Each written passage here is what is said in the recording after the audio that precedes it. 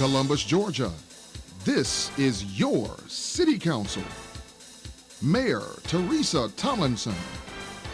City Manager Isaiah Hughley. Pops Barnes, District 1. Glenn Davis, District 2. Bruce Huff, District 3.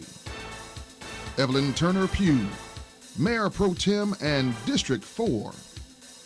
Mike Baker, District 5. Gary Allen, District 6. Mimi Woodson, District 7. Walker Garrett, District 8. Judy Thomas, Post 9 at-large counselor. Skip Henderson, Post 10 at-large counselor. Tani Washington, Clerk of Council. And City Attorney Clifton Fay. Columbus, Georgia, this is your City Council. Well, good evening, everyone, and welcome to the May 2nd meeting of the Columbus City Council. Tonight is a proclamation and resolution session, and we're so glad to have such a big crowd here. We thought at first that maybe you were all here to hear our budget review session, and then we remembered it was proclamation evening, so that explains things. But we're so glad to have you here tonight. We're going to celebrate the good works of a lot of people in this community. But first, we want to get off on the right foot, and we're going to invite Pastor Johnny Mendoza of Evangel Temple to come forward and provide the invocation this evening. Hello, Pastor. Good evening. Good evening. It's an honor to be able to lead us all in prayer this evening. Let's pray. Dear Heavenly Father, words can never describe the fullness of how great you are. I thank you now for the access that we have to you through your Son, Jesus. And we pray now over this city council. We pray for wisdom and for all those who are going to be celebrated today. We ask that you would continuously grant us creative problem solving and solutions to help us improve and heal this wonderful city of Columbus. Lord, we pray for unity among these dedicated civil servants, that there would be a spirit of humility, patience, and understanding that only your Holy Spirit can provide. We thank you, Lord, that the best days for Columbus are still to come. We ask that you bless the men and women who give of their time, energy, and resources to help us get there.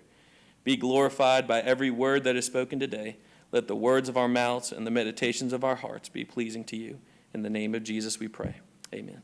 Amen. Thank you so very much, and we appreciate all you do in this community. Next, we have a special treat. We've got Winbrook Christian School here, along with their principal and some supporting parents and friends, and we're going to ask you all to come up. Tiasha has a microphone for you right here in front of the clerk's table, if you'll come up and assemble. And as they come forward, if you'll stand and prepare for them to lead us in the Pledge of Allegiance.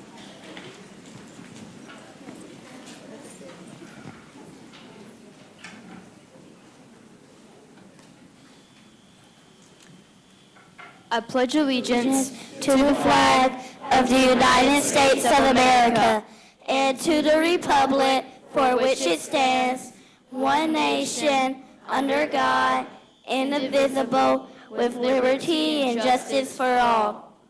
Excellent. You guys did very good. Was there any practicing involved?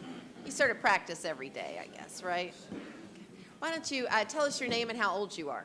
I am Ethan Van, and I am 12 years old in the 6th grade. My name is Dak DeCenzo. I am age 12 in the 6th grade.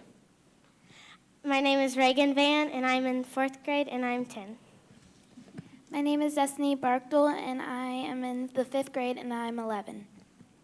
My name is Nivea Harris, and I'm in the 4th grade, and I am 8. My name is Anna Norton, and I'm in the 4th grade, and I'm 10. My name is Emma Norton, and I'm in 2nd grade, and I'm 7. My name is Brooklyn Van, and I'm 8, and I'm in 3rd grade. My name is Annalyn Holcomb, and I'm 2nd grade, and I'm 8. My name is Camille Carr, and I'm in 2nd grade, and I'm 8. Wonderful, and your principal is here. Principal, come forward.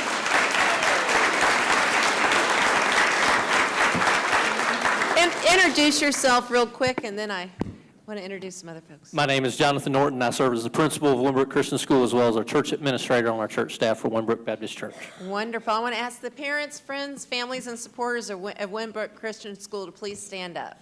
You got any folks? Yeah, wave. There you go. All right. Well, thank you all for coming. You did an excellent job. Maybe we can get you back to help us out in the future. How about that? All right, let's give them another round of applause. Thank you all. All right, we're going to jump right into the proclamations. We have several this evening, and as you all know that tune in regularly, we have quarterly peer awards. These are awards of some of our best and brightest public servants who work every day in this community, silently and sometimes unseen, but today's an opportunity for us to thank them for their exceptionalism. And our Mayor Pro Tem presents these awards. We want to call forward first the first quarter peer awards, Amanda Hogan with Investigative Services, Lawrence Smith in Public Works, Lawrence Young, Muskogee County Prison, Ronnie Taylor with Metra, and Rashard William in Public Works. If you all would come forward, please, and just all stand at the podium.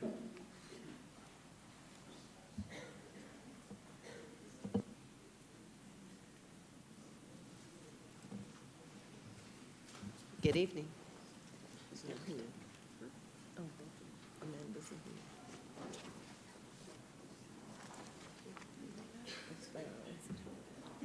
Let's see.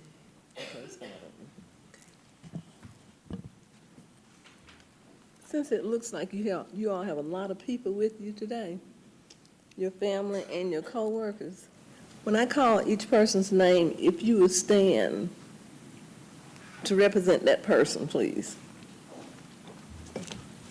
Whereas the employees of the Columbus Consolidated Government are its most valuable assets, and whereas it is important to recognize the various achievements of employees, including the Peer Award. Whereas promoting employee excellence through Recognition Award recognizes employees who make constant contributions to the organization through outstanding job performance, who set an example of outstanding quality management, teamwork, and/or customer service, and who significantly enhance the work environment by contributing to the personal well-being of co-workers and/or their families. And whereas Amanda Hogan, an employee of Investigative Services, has been selected as the recipient, if those here with Amanda, if you would please stand. The recipient for the first quarter of 2017. Lawrence Smith of Public Works. Stand. Yeah, thank you.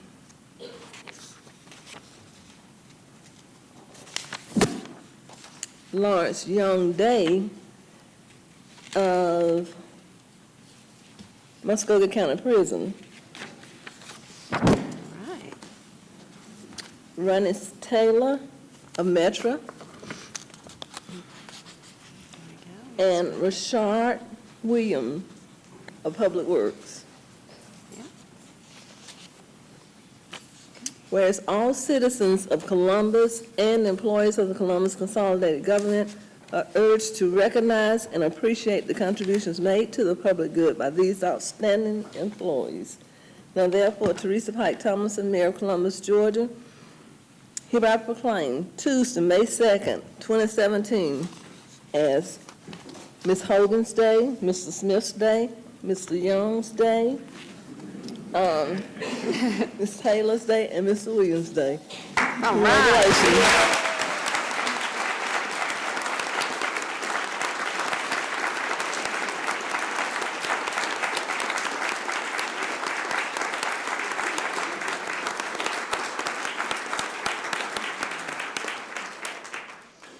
Well, you all do an outstanding job for us as the city and for the citizens, and we hope you take this as a moment and token of our appreciation for the work you do day in, day out. We do see you. We appreciate you so very much, and we want to give you the opportunity to say hello, introduce yourselves, and if you want to say a few words, knock yourself out. I want to thank everybody for supporting me and putting me up for this award. Everybody that pushed me and taught me a little bit about everything that I know now. I appreciate it. Thank you. Tell the public your And name. say your name. My name is Lawrence Smith.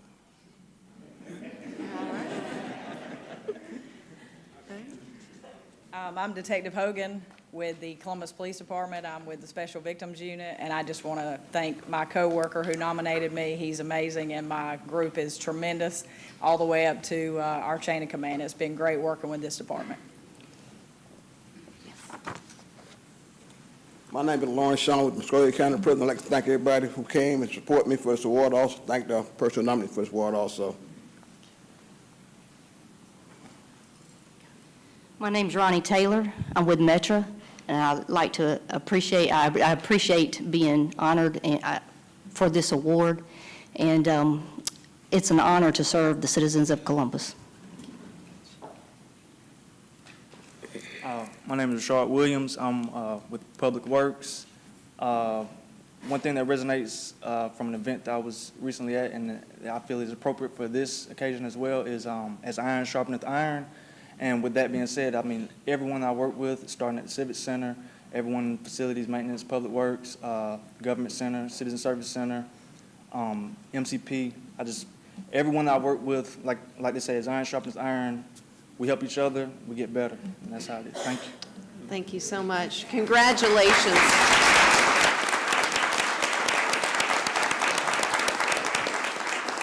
We're so grateful to have you as part of CCG. Please come around and let us shake your hand and congratulate you in person. Let's give them another round of applause, folks.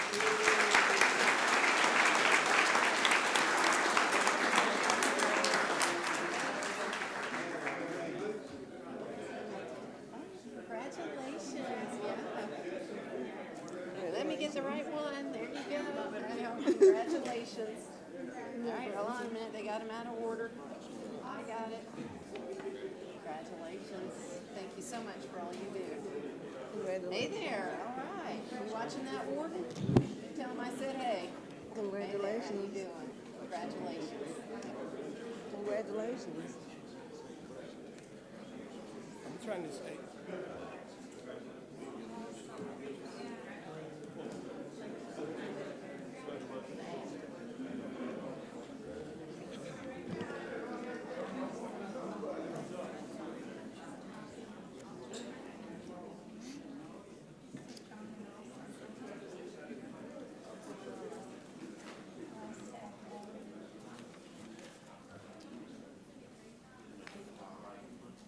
And if you recall, as each person spoke, they did not talk about what they did, but what their team did. So true. All right, we're going to call forward Eugene Hull of the Fire and EMS Department. This is for the First Quarter Individual Excellence Award. Good evening. And the Mayor Pro Tem is going to read the proclamation. Hello. Hey. Whereas the employees of the Columbus Consolidated Government are its most valuable and treasured asset. Whereas it is important to recognize the various achievements of these employees. Let's just, all righty, okay. And whereas the Individual Excellence Award is the highest form of recognition given an employee of the Columbus Consolidated Government. And whereas the Individual Excellence Award recognizes employees who make consistent contributions to the organizations through outstanding job performance as viewed by supervisors and managers, and who set an example of outstanding quality management, teamwork, and or customer service. And whereas Mr. Eugene Hull, an employee of Fire and EMS, has been selected as the recipient for the first quarter of 2017. And whereas all citizens of Columbus and employees of the Columbus Consolidated Government are urged to recognize and appreciate the contributions he has made to the public good by this outstanding employee. Congratulations. Congratulations.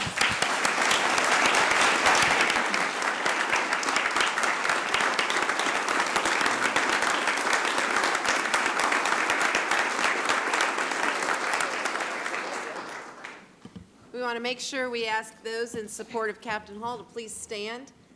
We've got some members of his team from the fire department here. Thank you all for being here. And Captain, please say a few words. I'm humbled to be honored like this. I appreciate the staff for putting me in. You know, I'm a product of my environment. I work with some very professional people, and they have pushed me in my career.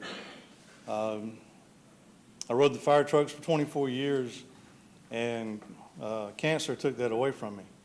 And I was lucky enough, and I was fortunate enough that I could get a position in training division, where now I go from serving the people of the community to serving the people who pushed me and helped me get through a very tough time. And it's a pleasure to go to work every day and to help the cadets learn what they need to do when they're coming in the very first time for the fire service, and then helping the veterans stay safe and be aware of things that put them in danger, not only from the fire but outside the fire. So it's nothing I did. It was the people who pushed me. Like I said, I'm a product of my environment. So, and thank you very much for this honor. Well, Captain Hall, we've got a few folks that want to say something, but your story's amazing and you're amazing, and thank you for what you do. Counselor Thomas. Captain Hull mentioned the fact that he is a cancer survivor. And one of the things that he does in giving back to his community, just this last week or so, he led the team from Columbus Fire and EMS, excuse me, in the Relay for Life walk and raising money for recognition and for cancer survivors. And Captain Hull, we thank you for all that you have done and continue to do for the Columbus Fire and EMS. It's officers like you that inspire these young guys and gals that are on the department, and we thank you for your years of service to the department and your commitment to our community. Thank you. All right. Captain Hall, please come around and let us recognize you. Let's give him another round of applause.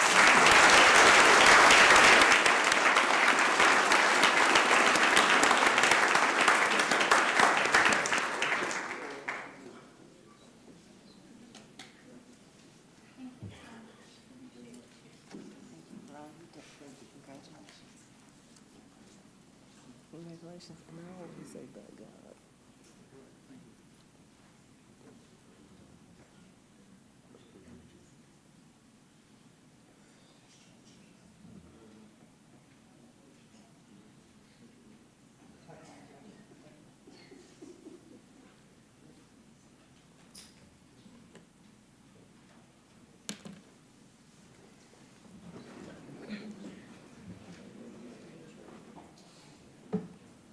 This is something else.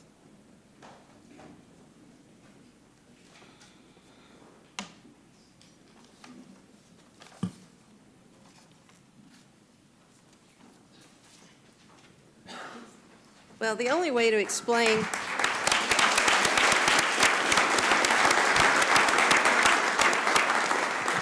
we've got some amazing folks, as you all see when we do this every quarter. It's really something else to serve with these amazing individuals. The next one we have, as I was saying, the only way to explain this is in the phrase, stuff in the ballot box. But no, the truth is, this is really, these are really two extraordinary awards, and I've had the great privilege to work with Felton Grant for many, many years, and he is going to come to the podium tonight. We're going to present him with the Peer Award for the year of 2016 and the Individual Excellence Award for 2016, and he deserves it.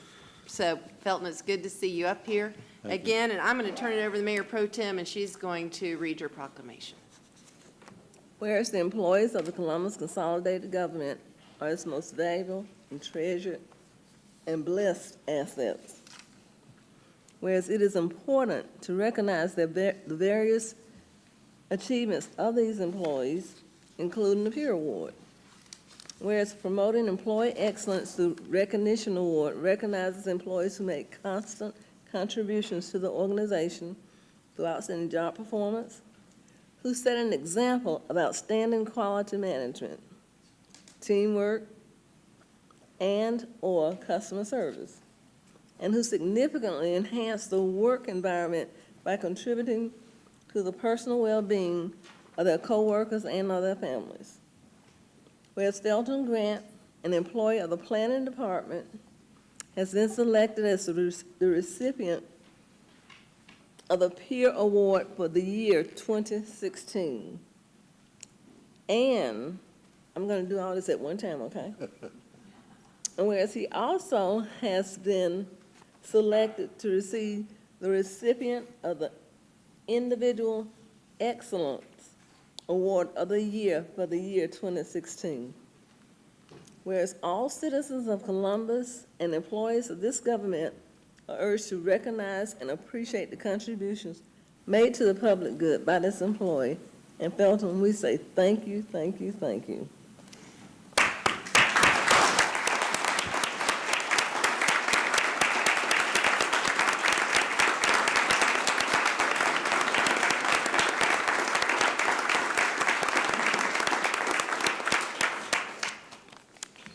Felton, please say a few words.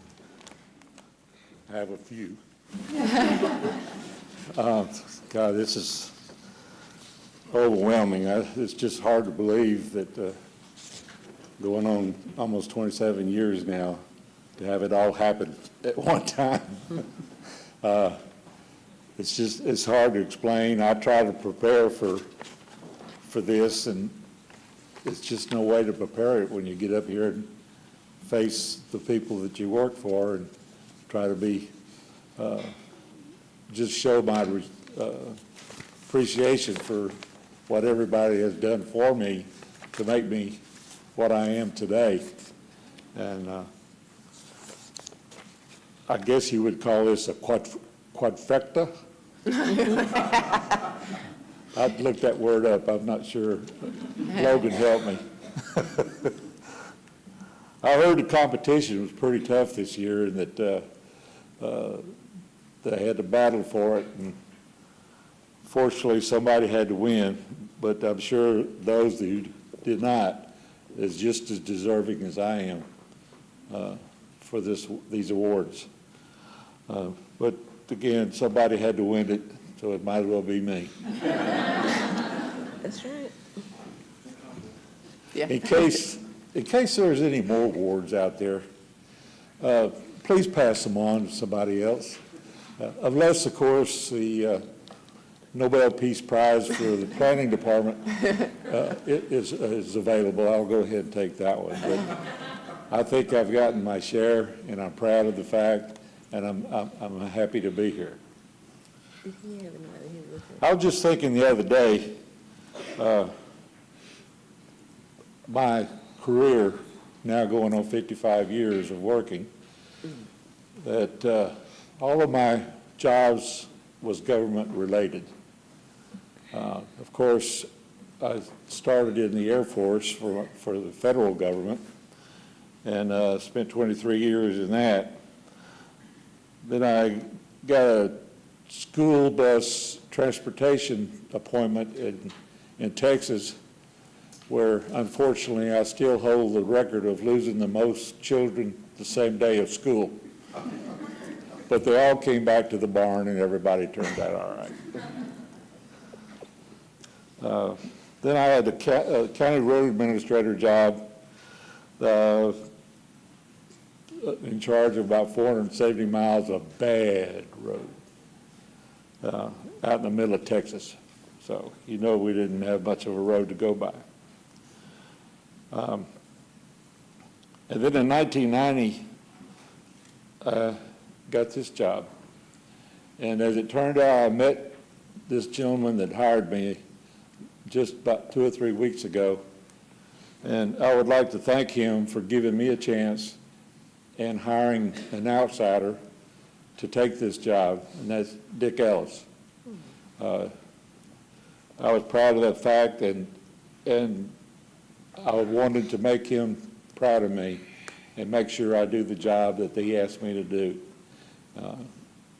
I understand the competition was stiff there as well. So 55 years of government work, and I think I enjoyed every job I had. But then again, the city kind of holds a sweet spot in my heart, primarily because of the chance that I got to do the job and try to prove that I could. And I lost my place. I wasn't supposed to say anything about Dick Ellis until now, but it's already been said. Also, another part of the people that we forget is the citizens we have to deal with. We've had thousands of people I've had to talk to and negotiate with, hundreds of projects, and they are sensitive about one of their own possessions that they have, and that's their property.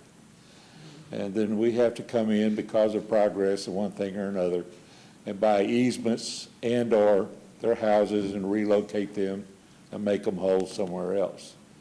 And overall, that had gone quite well. We had a few issues along the way, but I could say we only went to condemnation twice in the last 27 years.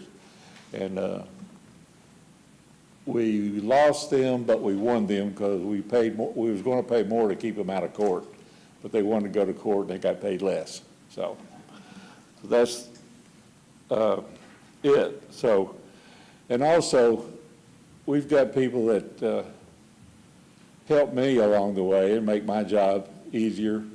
We've got department heads.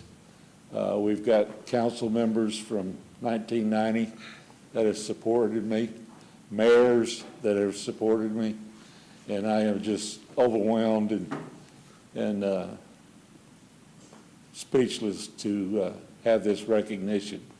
And just wait for the Nobel Peace Prize and I'll be happy. Thank you very much. Well, if you're here with Belton, stand up.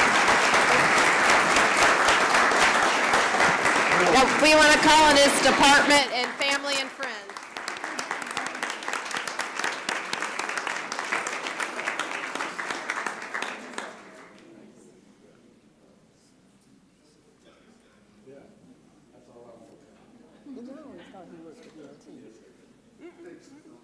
He works with the DOT almost every minute of the day. Amazing run. How many more you gonna put in? How many more you gonna put in? Pardon? How many more you gonna put in?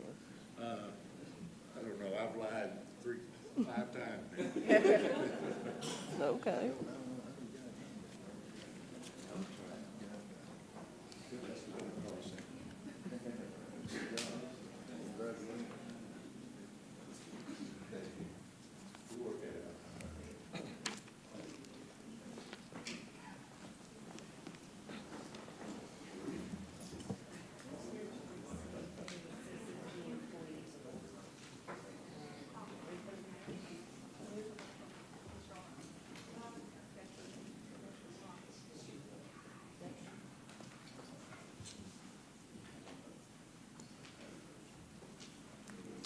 All right, next we want to call forward Detrin Wright, Retha Hollowell, and those from our HR department. We want to recognize our CCG employees, and they're going to symbolically receive this.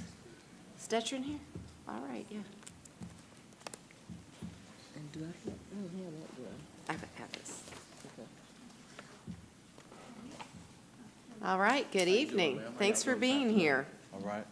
And the proclamation reads, whereas Americans are served every single day by public servants at the federal, state, county, and city levels by unsung heroes that do the work to keep our nation working. And whereas public employees take not only jobs but oaths. And whereas many public servants, including military personnel, police officers, firefighters, border patrol officers, embassy employees, healthcare professionals, and others risk their lives each day in service to the people of the United States and around the world.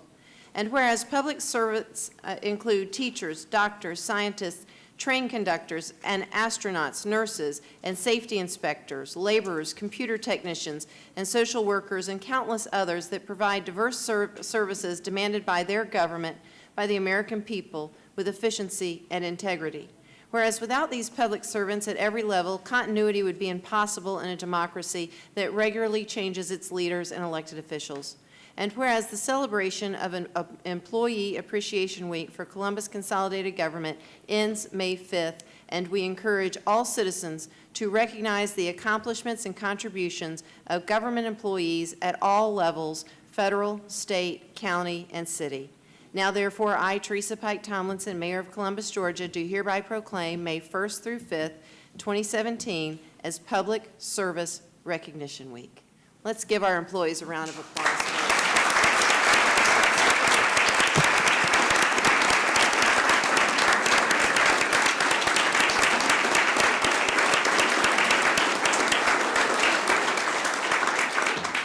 Detron, you want to say a few words about what we have planned for our employees this week? Good afternoon, everyone. You kind of caught me off guard with this, Mayor. Oh, all right, but just a 5-minute speech. I don't know if you've seen Miss Iris run out on me, too. I think she knew. That's all right. But as of right now, we have a few things set up for the employees. We have a different caterer starting off this year. We normally do Country's Barbecue or Chester's, but we're going with K&B Catering this year. We have our usual badminton, cornhusk, horseshoes, and bingo. We have the pottery plate with Miss Lisa Castile. We have a conference bike coming this year. It's the bike where 6 people get on it and one steers and everybody gets to ride around the campus over at the plaza. And spades and dominoes as well this year. We're going to do it by departments. Maybe Mr. Grant can get the planning department to go against human resources. That's right. You know, have a little fun and, you know, just everybody come out, eat, and have fun. Great. And it's an opportunity to get a few hours off, too. Yes, ma'am. I haven't sent that email out yet, but I got a lot of phone calls about it. A lot of surprises. Oh, People yeah, are getting they've a been few riding hours about off. their free time. Oh, All yeah. right, a little extra free time. Well, thank you. Come on around and please express our appreciation. We'll be out there at some of those events, but we appreciate what all our employees do. Let's give them another round of applause. Thank you all.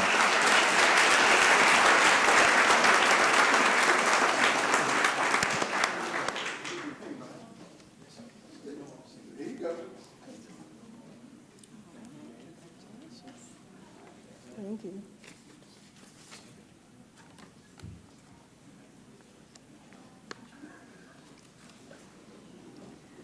All right, well, we have a very special proclamation next. I've got to fess up. As you all know or can tell, we draft all or almost all of these proclamations. If we don't draft them, they come in from the state or federal government or some national organization has already drafted. So not a whole lot of creativity, no offense, Judy.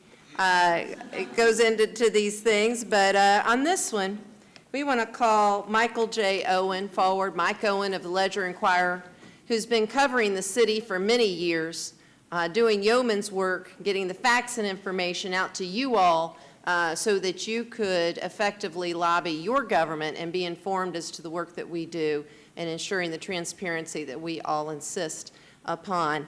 And so we knew that we were unworthy of writing a proclamation for an author and a storyteller. So we contracted out. We contracted out to a few of Mike's friends, and whew, it came back. So I will read the following proclamation. Whereas, to adequately pay homage to Mr. Michael J. Owen on the occasion of his retirement is to do so in the same humorous spirit that Mike has brought to his readers and that endears him to Columbus now and in past years. And whereas Michael J. Owen has labored long and suffered much and has seen approximately 40,000 employees come and go from the Ledger-Enquirer in his 31 years as a reporter and editorial writer.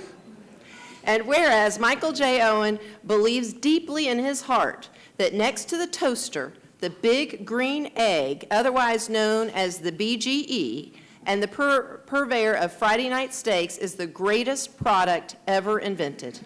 And whereas Michael J. Owen believes that next to the BGE, bourbon is the nectar of the gods, preferably Woodford Reserve, and he welcomes all gifts thereof.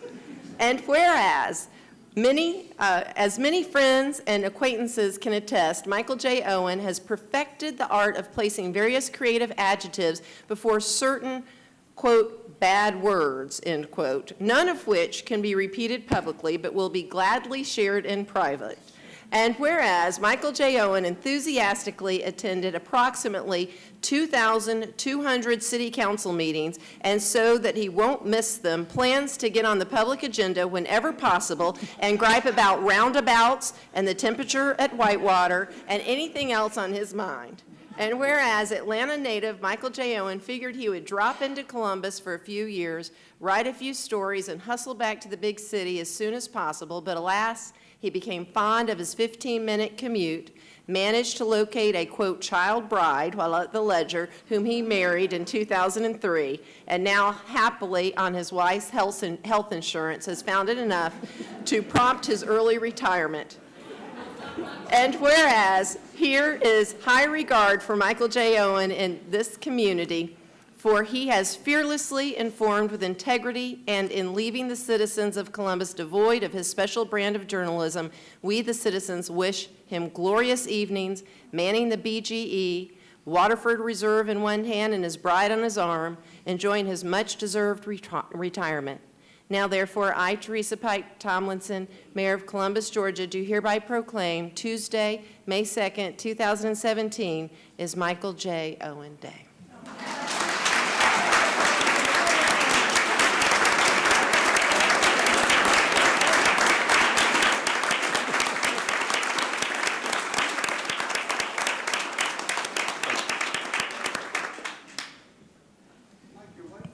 Speech. Oh, he's got, if you're with Mike, stand up. If you're here supporting Mike, stand up. He's got a whole crowd. They've got. I was afraid that y'all were going to figure out a way to get me back here. Just one more meeting. But in all seriousness, I'm flattered, I'm humbled, a little bit puzzled. But more than anything, just let me say thanks, and I'll miss a lot of y'all. Well, Mike, if you ever get lonely and just feel you need to see us again, we are on CCG TV. Oh, I watch and the all the council time. meetings run twice a day. Councilor Barnes. I know something that you don't know. I had an opportunity to speak with your lovely wife, and she told me she has a list this long, a honey-do list for you, so you're not going to be without something to do, so. I won't be bored, no. Councilor Davis. Mike, I've had a chance to work with a lot of reporters over the year, and I'd certainly put you in the category of an excellent journalist. Yeah. You've been outstanding to work with. Sometimes we're usually the brunt of the stories, and certainly we don't always like them, but I will say you've always been just reading your work. You've always been fair, you've been balanced, you've been truthful, you work, you respect everybody, and I really appreciate that. I think you've done an outstanding job as a journalist, and you should be proud of that. I don't know what the definition of retirement is, but certainly sometimes you wonder if you want to go back to do what you did before to get some R&R. But I'm sure you've got a lot of things on your plate to do, and let it be known that we really appreciate you. Ledger-Enquirer has a lot of outstanding journalists, and you are certainly one to be commended. Thank you, Clint. Councilor Henderson. Mike, you're a moving writer. You moved Karen and I to buy parakeets so we'd have somewhere to put your articles. I'm just kidding. It's one of the things I've always enjoyed about you is your wit. Sometimes it can be a little pointed, but I've always appreciated it. Wish you a lot of luck, really do. You've been a lot of fun to work with, and good luck moving on to your next adventure. Thank you. I appreciate that. Well, Councilor Woodson. Yes. Mike, it's been a pleasure, and I'll miss you because every time I go to an event, I always see you, and you always give me a hug and ask me about how my family is. And I really, truly do enjoy your articles and your friendship. But I know that it's time for you to spend some good memorable times with your wife and your family. So God bless you and your family. May you enjoy your retirement. Thank you. And we will miss you. Thanks. I appreciate that. Mayor Pro Tem. Mike, I just want to say it's been a pleasure meeting you. And I guess I've had the opportunity loan and anybody else to work with you. And I've always found you to be very fair and honest. So just keep it up and come on back down here anytime you want to. Well, it's not easy understanding what we do. I mean, it really is very complicated, a lot of these issues, Mike, and you found a way to not only understand them, which frankly is half the battle, but the rest of the battle is being able to explain them to other people, and that's what you did. There's a real gift in that. So thank you. Come on around. Let's give them another round of applause, folks.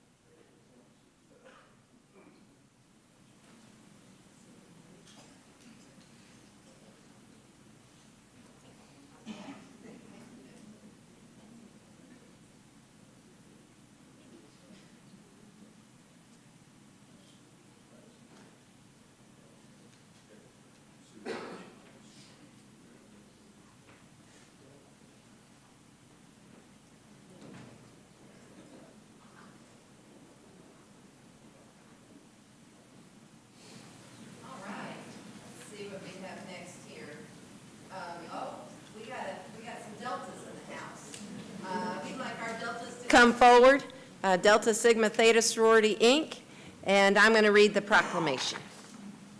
It's Delta Day. Are you going to go down and join them, or are you just going to stay? Okay, all right. Judy, do you want Evelyn? Sure, okay.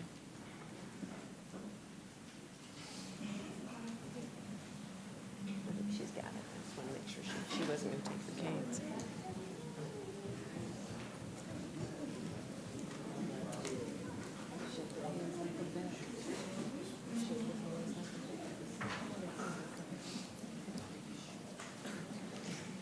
We have our very own Mayor Pro Tem and our Deputy City Manager, Lisa Goodwin, who are Deltas. And it looks like we have the Deltas. Are you all in Columbus State or These are some of the young ladies from one of our youth initiatives. Oh, They're our good, Delta good. Gems. Well, let me do this. I'll present the proclamation. We'll get some introductions. How about that? All right. And the proclamation reads, whereas Delta Sigma Theta Sorority, Inc. is a private nonprofit organization of 250,000 members whose purpose is to provide assistance and support through programs in nearly 1,000 chapters worldwide. And whereas Delta Sigma Theta was founded at Howard University in Washington, D.C.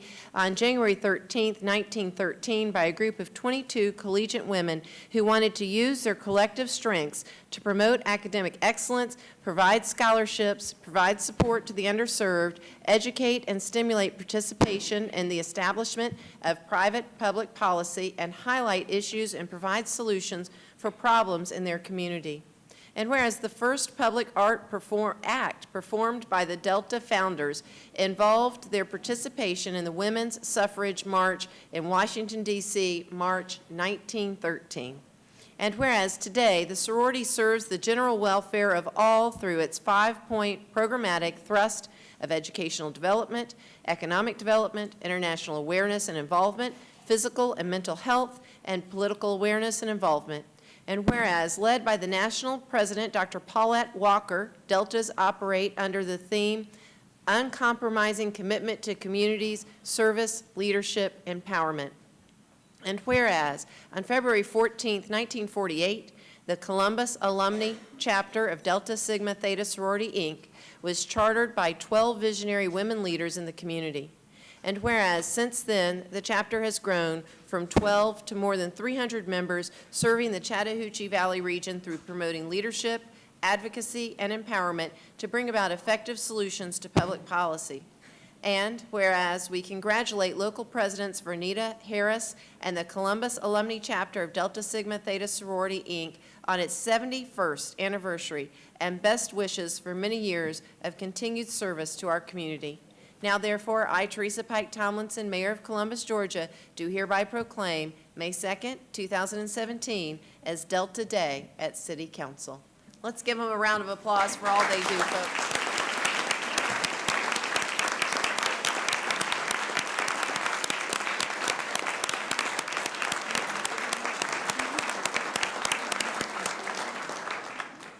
Thank you and good evening. I am Renita Harris, the president of the Columbus, Georgia Alumni Chapter of Delta Sigma Theta Sorority Incorporated. On behalf of the close to 300 members of the Columbus Alumni Chapter, we are pleased to once again observe our annual Delta Day at City Council. Through this visit, we reaffirm and recommit to political awareness and involvement at the local level. Under our national political action theme, Advocacy in Action, led by our national president, Dr. Paulette C. Walker, our organization's focused agenda is to enhance and advance access to quality education and economic opportunity for all Americans, to end the school-to-prison pipeline, to protect voting rights, to create stronger relations between citizens and law enforcement agencies, and to expand access to quality health care. As we approach 70 years of existence as a chapter, we utilize this Delta Day at City Council as a platform to institute ongoing and sustainable advocacy for local issues of significance for the community we serve. We are, as a chapter, your community partner for public policy, economic viability, and social justice. We pledge to use our influence toward the enactment of laws for the protection and of the unfortunate and weak. We are uncompromised in our commitment to serve, lead, and empower our community. Social action is our calling, and service is our charge. Thank you. Thank you.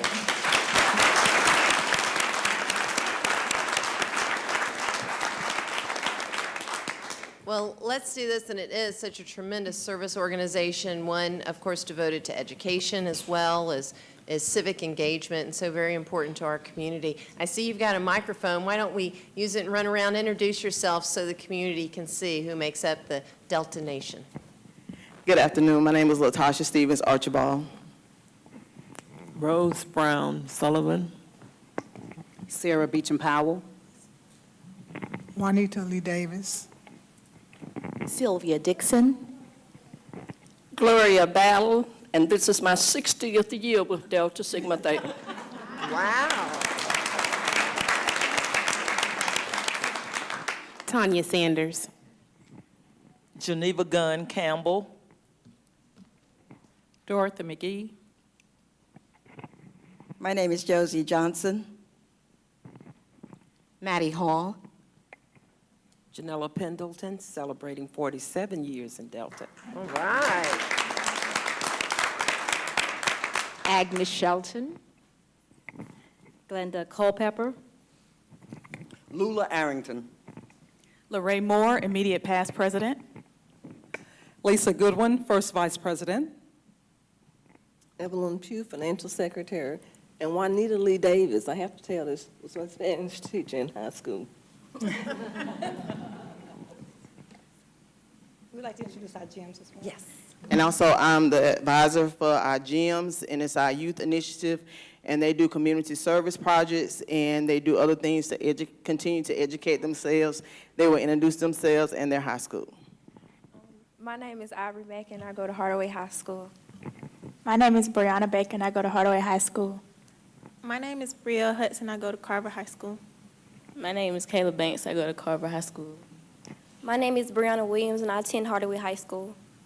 My name is Jared Van Buren, and I attend Shaw High School. My name is Megan Archibald, and I attend Hardaway High School. My name is Jada Archibald, and I attend Carver High School. Thank you, ladies.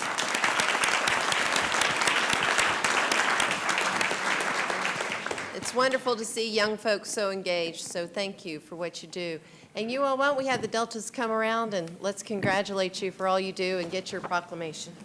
Let's give them another round of applause, folks.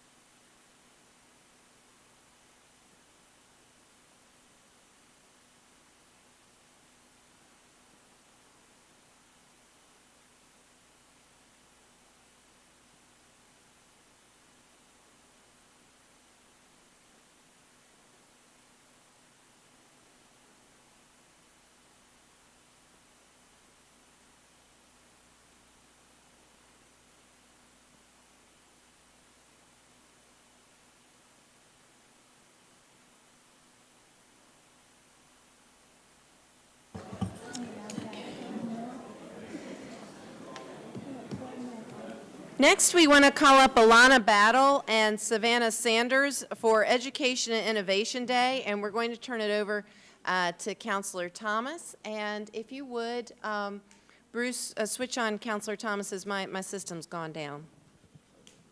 So I may have to have you do it manually from here on out. There you go. Good evening. Good evening. First of all, I want to say thank you, Mayor, council members, for allowing us to be here this evening. What I want to do this evening is present to you our 2017 Columbus Phoenix City Inventors Awards recipients. As you may know, Gala Inventors Group, in conjunction with Columbus Phoenix City Inventors Organization, presents every year our winners. This year, we have two of our outstanding winners that I want to present to you today. One of them is Alana Battle, and the other one is Savannah Sanders. Unfortunately, Savannah Sanders cannot be here with us today. She has an exam that she's getting a grade for, so we think that's kind of important to her, so that's why she's not here. As far as Savannah Sanders, is her teacher here? All right, well, the teacher told me that she would be here, but that's okay. What I want to do is present to you Alana Battle, and she's going to tell you what her science project was, because, again, every year we represent the school system when it comes to their Columbus Regional Science and Engineering Fair. Each year, as you may know, we choose several students for winners who have projects that we feel have patent potential. So I'm going to allow her to explain to you what her project is.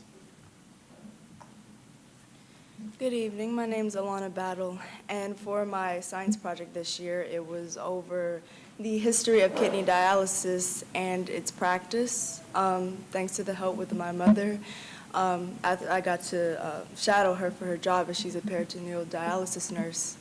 And my father, we were able to put this into a visual aid of explaining how the kidney is, or how it works rather, by breaking it down into its simpler components with my model that would show how the kidney, its process is when it comes to filtering your blood and going out through your fluids when you excrete them. So, any questions? So impressive. Really, really impressive. I can Alana, see. where do you go to school? Midland Middle. Midland Middle? Yes, ma'am. Middle And schooler. we do have the principal here as well. Oh, Wanna my say a few goodness. words? Yes, sir. Would you like to say a few words? Just a few. This is Alana's day, but we're very proud of her, the whole faculty and staff, and her 8th grade class, very proud of her and the work she did. And we're looking for big things for her when she goes to high school and That's beyond. right. Well, Alana, we can see why you were chosen, and we're so very proud of you. And Savannah, too, sorry she couldn't be here, but she's got her priorities right. We have a very special proclamation we want to read, and we're going to have Counselor Judy Thomas read it at this time. Alana, I will tell you that while you were speaking, the superintendent is sitting right back there, and he was grinning from ear to ear. So we're all very proud of you. I'm glad to read this proclamation into the record. Whereas Columbus Phoenix City Inventors Association is a not-for-profit educational organization dedicated to the education of individuals interested in inventing, and whereas the purpose of the Columbus Phoenix City Inventors Association is to create awareness of creating new products for the marketplace through the invention process, and to help young people and adults become future entrepreneurs.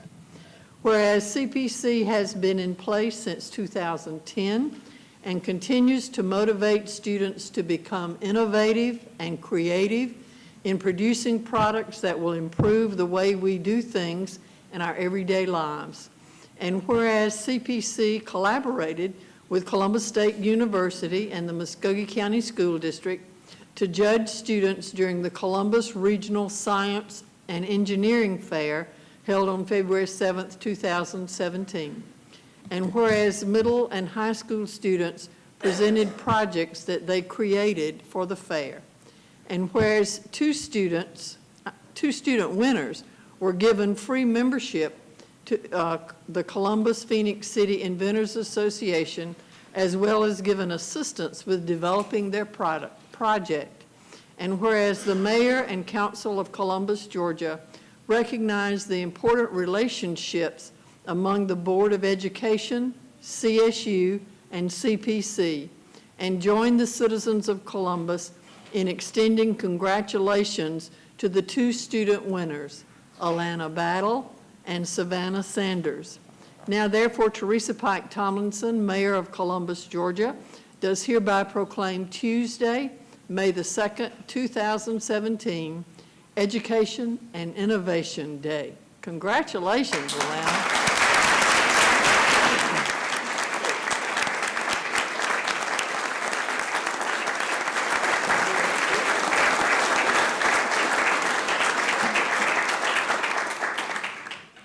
Let me just say this, since the superintendent is here, we also have started going into elementary schools and teaching them about the inventing process.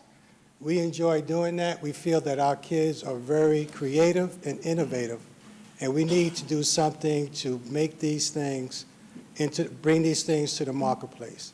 And we are glad that we are part in helping these students do so. So thank you. Did we get everybody introduced? I know Alana did. No. Yes.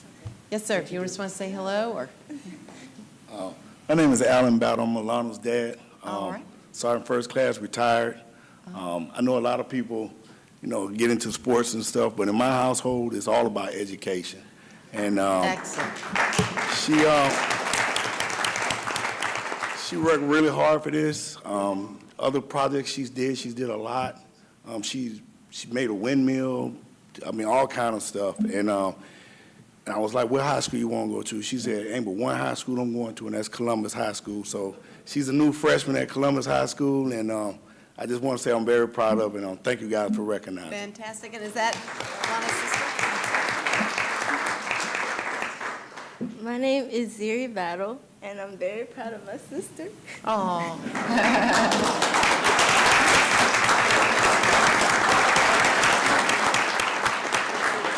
And I don't know why she didn't get up, but my mother's over there in the green. Yeah. And she's definitely the main reason of why I wanted to do this project, so thank you. Wow, such a great story.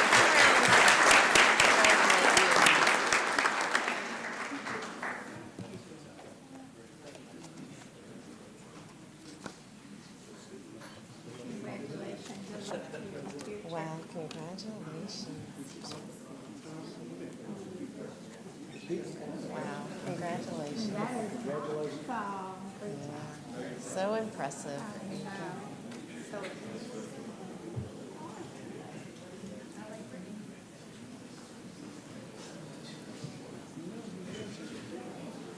Oh, let me say, I want to apologize. My system's down, and so I couldn't see. We had two counselors that wanted to speak. Counselor Henderson, if you could turn Counselor Henderson's mic on. No, you can turn it back off.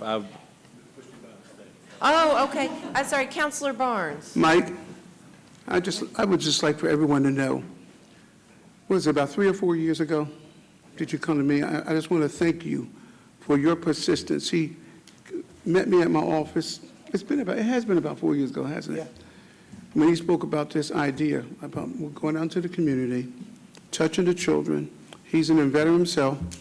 A lot of the children who have come here before us, one that stays in my mind, the one that came to purifying water. Yeah, water desalator. But water desalator. He's a senior in high school right now. He's a senior. You're one of those, I would know how to begin, Mike. But you've been so, you're committed. And and I appreciate your commitment. And he said he wanted to get into the school, to the middle school. About 3 months ago, we met. You said, Pastor, I want to get into the elementary school. You're on your way. And you're just a blessing to everyone. And so you know, a lot of these children will invent things, but you got to be very careful when there's so many people out there that want to snatch what's yours. but he also leads them hand to hand through the patent process so that the children really get the credit for it. So, Mike, I do thank you for your persistence, your commitment, and for your heart. Thank you, Pops. I appreciate it. Thank you. Thank you, all. Mr. Turner.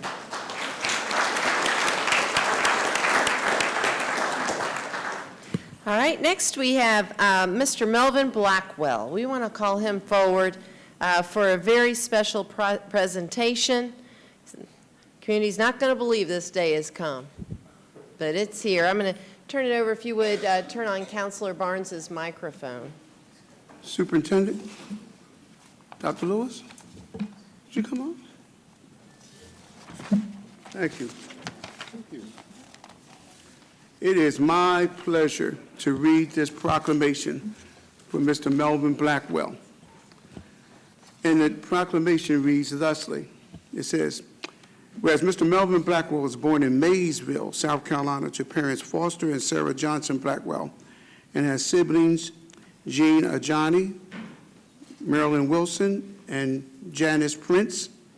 And whereas he was drafted into the Army in November 1971 and had basic training at Fort Jackson, South Carolina, advanced individual training, artillery and tank turret course training, USAOC and S instructor training course, initial armament repair technician course, and advanced armament repair technician training at Aberdeen Proving Grounds, Maryland, later completing the senior warrant officer course through correspondence. And whereas while serving his country, he held the positions of artillery, small arms, tank turret, and fire control computer repairman, artillery and tank turret repair instructor, and was the initial test writer for the skills qualification test for skill levels 1 and 2 that replaced the old Army MOS test. And whereas Melvin F. Blackwell obtained the highest warrant officer rank of Chief Warrant Officer 4, CWO4, as an armament repair technician. At that time, it is a decorated veteran with 4 overseas tours, including 1 combat tour during Desert Shield and Desert Storm, leading up to his retirement from the Army in July 1994, after 22 years and 18 days of honorable federal service. And whereas Melvin F. Blackwell holds a Bachelor of Science in Education degree with an emphasis in mathematics and science, a master's degree in educational leadership, and a specialist degree in educational leadership, EDS, all from Columbus State University, and his career with Muskogee County School District includes as a science and math teacher at Arnold Middle School, assistant principal at Columbus High School, principal at Marshall Middle School, with a promotion to Chief Student Services Officer for the Muskogee County School District as a final assignment. And whereas he is dedicated to serving the needs of students and also serves in a number of Columbus community programs and organizations, including the Mayor's Crime Prevention Board, the Mayor's Commission on Unity, Diversity, and Prosperity, Youth Advisory Council, a member of Delta Iota Lambda chapter of Alpha Phi Alpha Fraternity, and Vice President of the United Methodist Men for St. Mary's Road United Methodist Church. And whereas he is married to his lovely wife, Pamela J. Slaughter Blackwell, and they had 3 grown children, Crystal M. Hughley, Darrell M. Blackwell, and Brian A. Blackwell, and are grandparents to 4 grandchildren. And whereas a retirement ceremony for Mr. Blackwell is planned for the National Infantry Museum on May 18, 2017 at 6 p.m. Now, therefore, Teresa Pike Thomason, the Honorable Mayor of Columbus, Georgia, does hereby proclaim Thursday, May 18, 2017 as Melvin F. Blackwell Day in the city of Columbus, Georgia.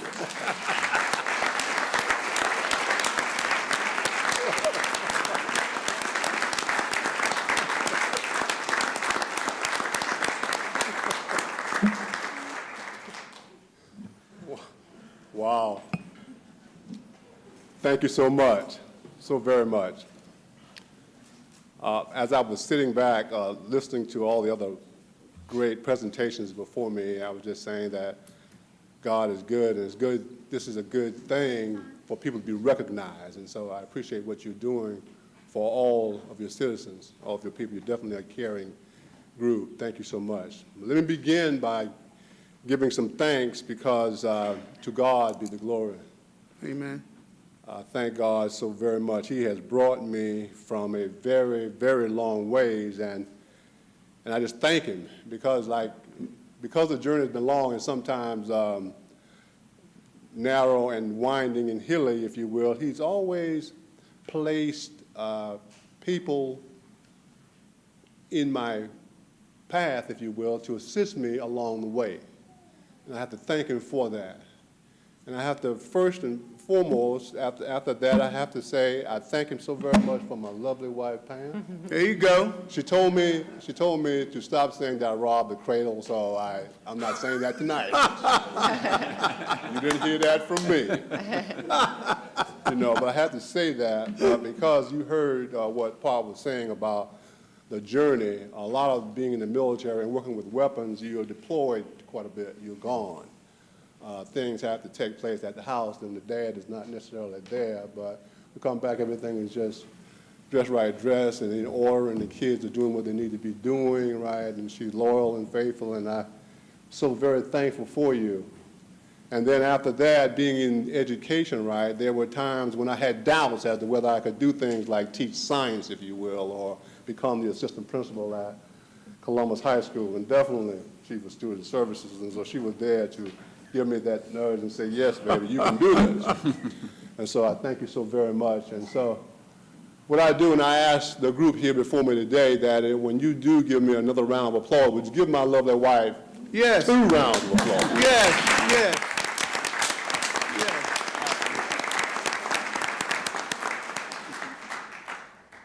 I want to thank the City Council. I want to thank Mayor Thomason. Thank you so much for this recognition. Appreciate it. And for Councilman Paul Barnes, I appreciate you so very much. Paul and I go back quite a ways. I don't know. We're not going to say everything, but we're just going to say that we have been together. He supported me for approximately 11 years now, if I think about it, back in those early days at Marshall, when we were down in the trench. My first few days when I was trying to find out where the bathroom was, he showed up and said, hey, look, I can show you where it's located. And he provided some assistance to me, and I so enough thank you. And even today, we're still together, and I appreciate that. I can never say enough about Dr. Lewis and what he has done for the district since arriving here. And sir, I do believe that under your leadership, this will definitely become a premier district. He's got a great sense for caring for kids, and his focus and direction is undeterred. You're retiring, Melvin. You don't have to stay anymore. You understand, Dr. Lewis? Obviously, and like Ms. Broughton would tell you, the assistant superintendent, I have to speak the truth. Yeah. It's just the way it is. And with Ms. Broughton pairing with him, if you will, that's a great combination. We have a great cabinet members, some here today. I have great directors. And I've got some wonderful support elements in my friends that have shown up today, took the time out to be here with me today. And I just want to say thank you for them, for all. I must also say that, what you see is kind of a product of my mother, Sarah J. Blackwell, if you will. And she taught me some time ago that to be successful in life and to do things in life, you need to be sure that you treat others as you would want to be treated. That's right. And I kind of live by that philosophy. I strive to do that on a daily basis. And finally, I just want to share with you one factor that I have learned, because I have had the opportunity to serve in the military for 22 years and 18 days. And then I served an additional 20 years now with the educational system. And as I looked at my careers in both areas, I wanted to look at and do some type of analysis, if you will, some type of data gathering process, something, Tammy Clark, that is evidence-based, if you will, because I wanted to see what were the parallels, what were the things that were kind of common and that assisted me into getting to the next level as I journeyed, as I made this journey. And after all the research and all the time and all the thoughts that I looked at and analyzed, the profound conclusion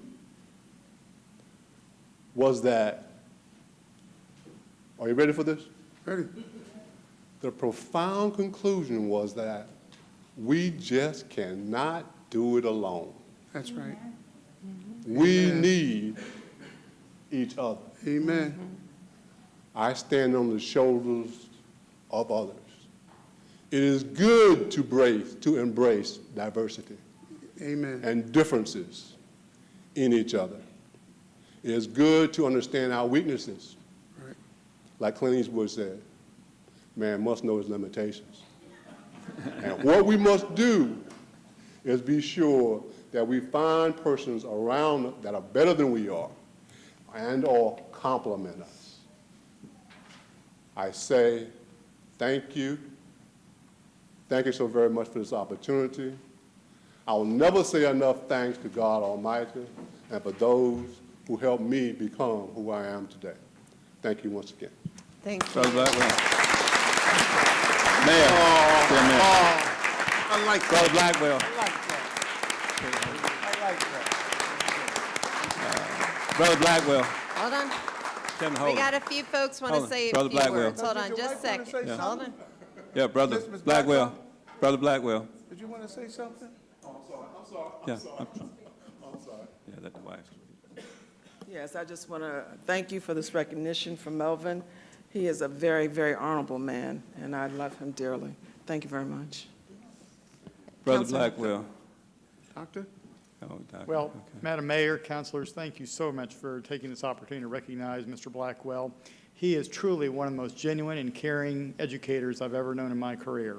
And it's been a pleasure to work with him and to quote scripture, well done, good and faithful servant. Yes. All right, all right. Brother Blackwell. I'm sorry. Thank you so much and congratulations. I've seen you doing most of your journey since Marshall Middle School. Absolutely. Thank you. But on behalf of the chapter, they had a meeting tonight. So on behalf of Delta Alpha Lambda chapter, we'd like to say congratulations from Alpha Phi Alpha. And for the Mayor Pro Tem, Pugh, and Deputy City Manager Lisa Goodwin, I want them to take back to the city manager because he had to leave. Right. There goes an alpha man. Thank you. Thank you, Come sir. on around and let's shake your hand. Let's give him another round of applause.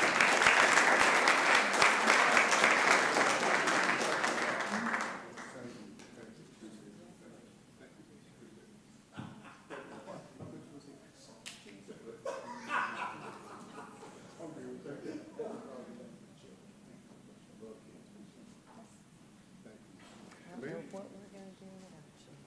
Come by and see us.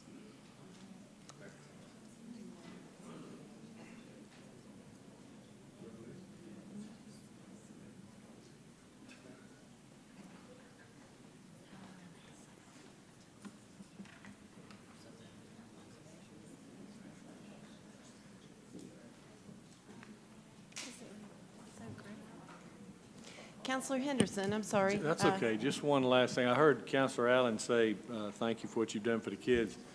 So, Mr. Blackwell, on behalf of the parents whose children's lives you touched, he taught my daughter in Arnold Middle School a few years ago.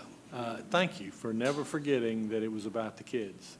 That showed in everything you did. So thank you on behalf of the parents. Appreciate it. Thank you. Remember, you got two. One goes to your wife, by the way. Not just one for you. All right, well, next we have yet another special proclamation. We want to call forward Officer Will Bassett, Nurse Dee Owens, and Instructor Natalie Kelly. If you all would please come forward for a special proclamation, and I'm going to ask that you please turn on the microphone of Counselor Garrett. I was kind of wondering if this was you, Will, when I saw your name on here. But it's my pleasure to read the proclamation. Whereas out-of-hospital cardiac arrest has a very low successful resuscitation rate nationally. However, the quick response, timely decision-making, and immediate action of CPD Officer Will Bassett, School Resource Officer, Dee Owens, LPN and school nurse, and Natalie Kelly, health occupations teacher, is what saved a child's life. And whereas on April 26, 2017, a student suffered cardiac arrest at Hardaway High School in Columbus, Georgia, prompting the initiation of an emergency response plan and resulting in 3 individuals performing CPR on the student. And whereas, along with CPR, an automated external defibrillator was utilized and multiple shocks delivered. And whereas team effort continued approximately 11 minutes until arrival of the fire and EMS unit. And whereas the student was ultimately resuscitated successfully and transferred to a higher level of care. And whereas the citizens of Columbus, Georgia appreciate and applaud the successful life-saving efforts of the team consisting of Officer Will Bassett, Nurse Dee Owens, and Instructor Natalie Kelly. Now therefore, Teresa Pike Tomlinson, Mayor of Columbus, Georgia, does hereby proclaim Tuesday, May 2nd, 2017, as Officer Will Bassett, Nurse Dee Owens, and Instructor Natalie Kelly Day. Wow.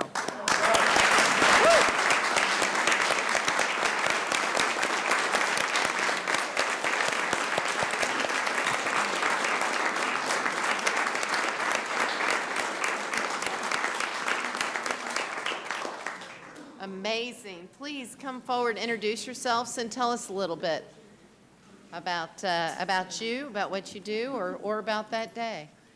I'm Dee Owens. I'm the LPN at Hardaway, and I want to thank God first for saving that baby's life and the 3 of us being there.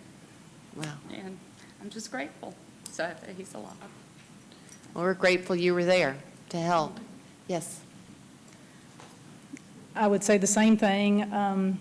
There are many officers all over this country right now serving and protecting the citizens. There are many healthcare professionals, nurses saving lives. There are teachers all over this country that go into the classroom every day to educate our youth and our future. And God saw fit for the 3 of us to be there at the same moment for that one child. And I'm just very grateful for the outcome, and that the 3 of us had a small part in a really large picture. Thank you. Officer Bassett. Hi, I'm Corporal Bassett with the Columbus Police Department, and this is a tremendous honor. Thank you very much. I'm glad that I got to be part of what is no less than a miracle. Yeah. Thank y'all. Wow. Yes, you've got Counselor Huff. If you would. Principal's here from Hardaway.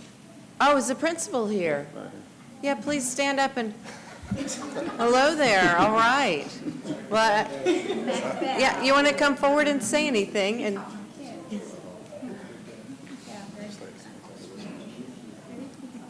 Chief, is he? And Chief Boren? And Major Blackman? Yes, sir. These people right here should wear a cape. Mm-hmm. Matter of fact, I think Will Bassett has one on underneath his, because they're heroes. Wow. And I was there to witness it. It's nothing short of amazing. Yeah. And the young man's doing well. Should be home tomorrow. Wow. Amazing.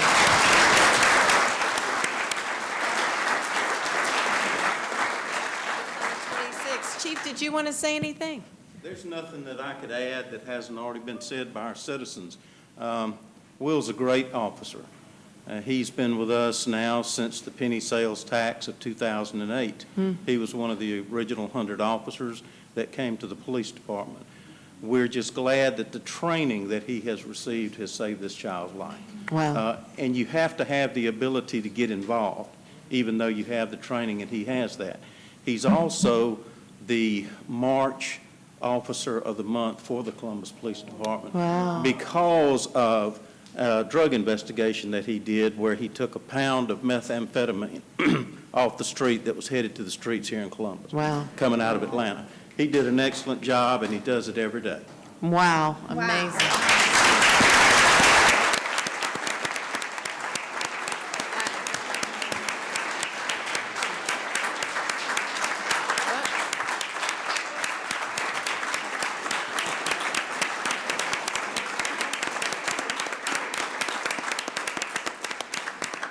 We got some folks that want to say a few words. Counselor Allen. Thank you, Mayor. Will, I just want to say I've known your dad for quite some time, probably a little over 30 years. And I remember the day that he was bragging about his new son. And I emailed him back and forth about today.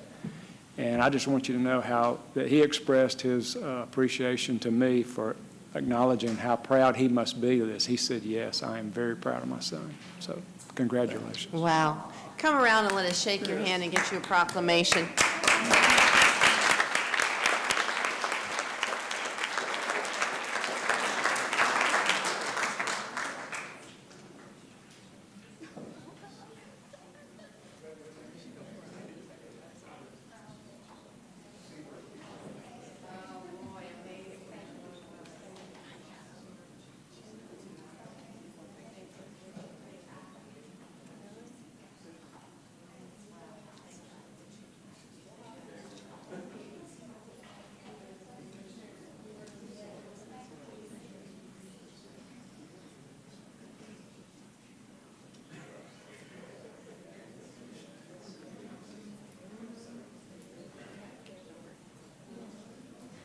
All right, well, as we always say, you're going to see some remarkable people that do incredible things in this community, and we have not disappointed this evening. We've got a few more to go, and so we want to call forward, we want to call forward Peter Bowden, the Columbus Visitors Bureau with Tourism Week, and we're going to ask Councilor Garrett to read this proclamation. Good evening. It's my pleasure to read the proclamation. Whereas the travel and tourism industry is vital to the city of Columbus and the United States, contributing to its economic prosperity, employment, international trade, peace, understanding, and goodwill. And whereas travel and tourism ranks as the 5th largest industry in the state of Georgia, generating $59 billion annually. And whereas tourism has contributed over $327 million to the economy of Columbus during fiscal year 2016. And whereas over 1.8 million people visited Columbus last year for business and pleasure. And whereas travel and tourism provide jobs for more than 4,200 people in Columbus. And whereas as people throughout the world become more aware of the outstanding cultural, historical, and recreational resources available in Columbus, travel and tourism will become an increasingly important aspect of our lives. And whereas the city of Columbus has made a substantial commitment to the promotion of this industry, now therefore Teresa Pike Tomlinson, Mayor of Columbus, Georgia, does hereby proclaim May 7th through 13th, 2017, Columbus, Georgia Tourism Week. All right. Peter, thank you.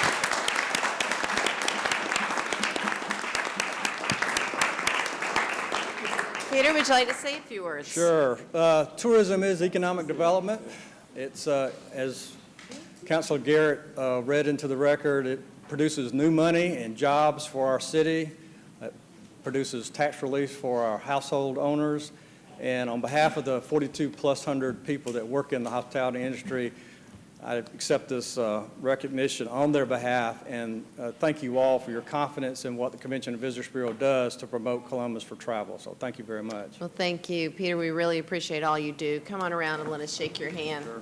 Let's give him another round of applause, folks.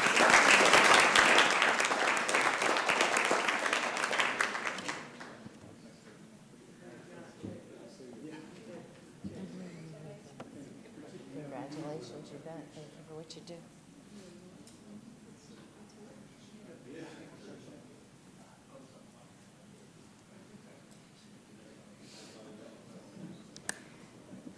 Next, we want to call up the Columbus, Georgia Metro Black Nurses Association, Nurses, Inc., the Chi Eta Pi Sorority, Martin Army Hospital, Midtown Medical Hospital, and St. Francis Hospital for a special proclamation celebrating Nurses Week. And we're going to turn it over to Councilor Pops Barnes. Look at all these nurses coming up here.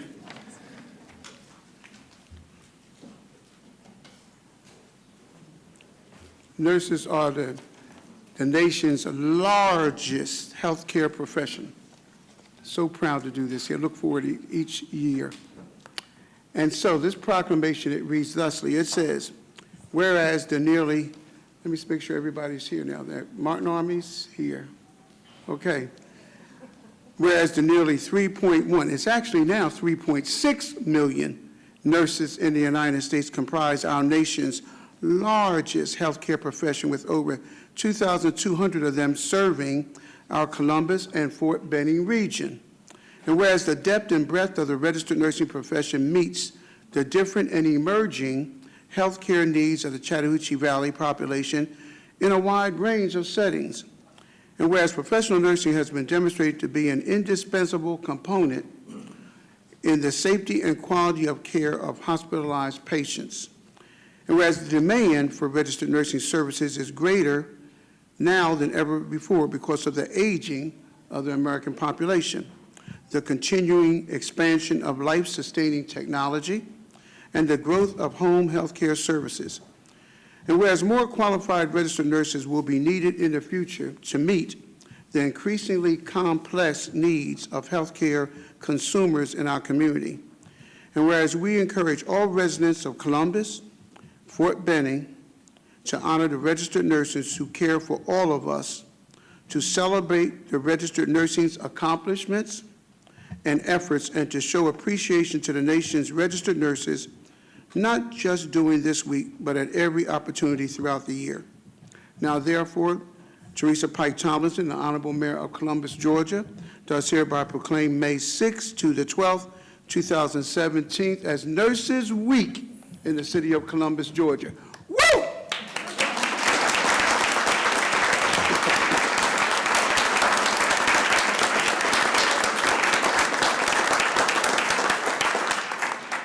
Please say a few words. Now, somebody step up and Somebody speak about- volunteer. Come on, Or at nurses. the very least, introduce yourself. Good evening. I'm Florence Miller, and I'm with the Columbus Black Nurses Association. We are a chapter of the National Black Nurses There we go. Association. We've been here in Columbus since 1983, and annually we participate in health fairs, healthcare opportunities for education. We have 2 signature events, and I'd love to invite you to one that's coming up next Saturday. Annually, we have an Excellence in Awards banquet, whereas we celebrate the outstanding work that a deserving nurse does. We also give scholarships to individual students that apply. And in October every year, we have a Red Dress Ball, and that is a celebration of heart health. What I'd like to invite you to, though, is our Excellence in Awards banquet. It is next Saturday at the Hilton Garden Inn from 11 to 2, and our national president will be our speaker. First time a male has ever been. Yes. A male nurse has ever been elected as president of our organization. We thank you. Thank you. I will speak from Martin Army Hospital. Ms. Carol Armstrong is here. I will speak. One thing that I like so much here in this area is the synergy, the working together of Columbus, Phoenix City, and Fort Benning. Fort Benning nurses do so much in this community at the many health fairs that we have. In fact, we had one about a month ago. And so I'd just like to, I will be there on the 12th at 3 o'clock, 1500, to read a proclamation for the Martin Army Hospital nurses. And so, Carol, I just want to thank you so very much for making it here. And Flo, you know, I used to work for Flo Miller. She doesn't tell everybody, but I used to work for Flo Miller. She was a good boss, though. And so I will be there. Dr. Eric Williams will be there. I got the proclamation all set, and I'm looking forward to it. Who's next? Who do we have? We have Girls Inc. No, St. Francis Hospital. Where's St. Francis at? Yes. Mayor, Council, we appreciate this. I'm Keith Higgins. This is William Reynolds. I know. We're nurses from St. Francis. On behalf of all the nurses at St. Francis and all the nurses in diverse roles around the city of Columbus and the surrounding area, we just want to say thank you so much for doing this for us. Any of the health fairs in Columbus, if this gentleman does not show up, something's wrong. I just want to thank St. Francis really for coming out doing the stroke testing and the hypertension and the sugar sticks, glucose testing. It's just marvelous the way this community, the nurses in this community, pulled together to help the population. And so I just want to thank St. Francis. Midtown Medical.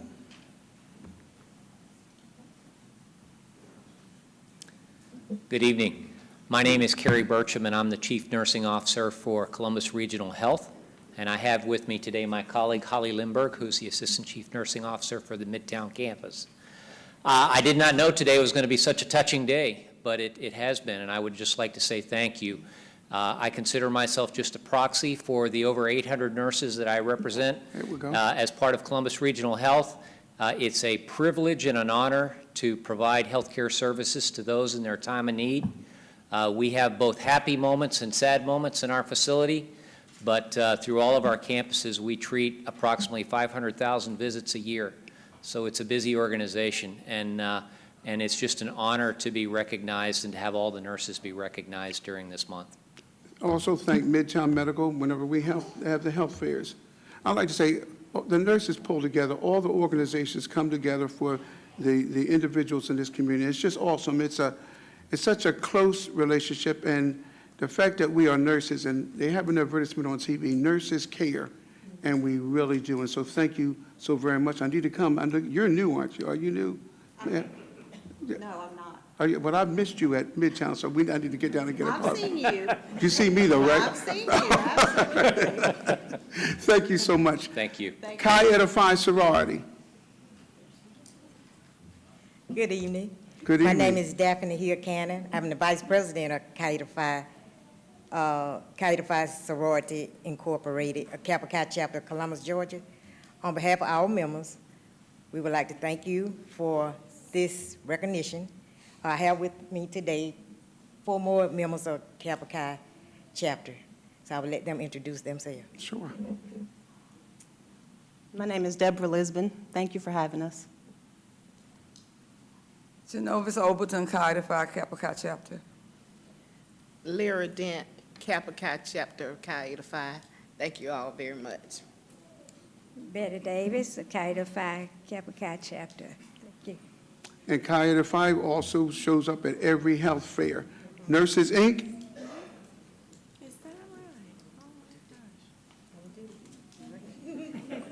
Nurses Inc. shows up, and also they're the ones that do a lot of the teaching and the examinations for breast cancer. So, My name again is Genovis Overton. I'm a member of Nurses, Inc. This is Betty Davis. Our president is Dolores Dolman. She's not here because her mother's ill and she's taking care of her. But on behalf of Nurses, Inc., we really appreciate your recognizing us today, along with the other nurses. We feel that we're in this profession because we love people, we care, and we have an opportunity to work with the whole person. We are there when they're sick, we are there when they leave us, we're there for the family who might be mourning.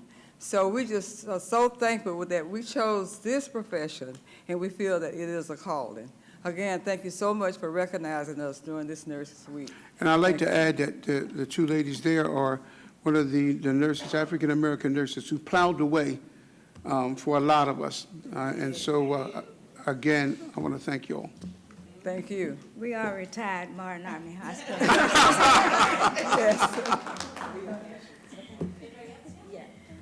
On behalf of Fort Benning, I represent Fort Benning as well. We appreciate everything that you do for us, and not only that, this representation back of us supports Fort Benning and anything that we need. So nurses rule with heart, not with mind, There because our heart, we think with our mind, but our heart really grows on our There we patient. go. So everything we do and we endure, we appreciate the fact that we see a patient comes out smiling. That's the payment for me, and I'm pretty sure some of us say the same thing. There are a couple of us that are standing that is from Martin Army as well, that represents also in these organizations. So on behalf of Martin Army, we appreciate you as much as you appreciate us. So we continue to serve you the way you have served us. Well, thank you all so much. And we're so glad to have this opportunity to recognize you. We want to give you another round of applause and invite you to come around so we can shake your hand.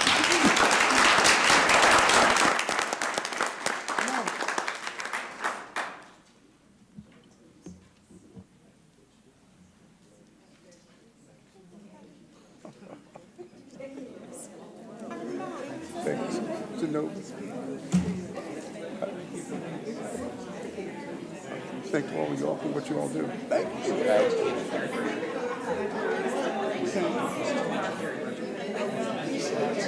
I'll be seeing you Saturday. Saturday at 11 at the Hilton Garden. Thank you. Appreciate you. I didn't know what to get, but she stepped over. That's good. Neighbor. Hey, how you doing? I all the count on y'all. Thank you all from Midtown. Thank you. I spoke to you on the phone. Yes, sir. Yeah, glad you showed up. How you doing? Thank you. My pleasure. This guy. Hey, you know, you get included too.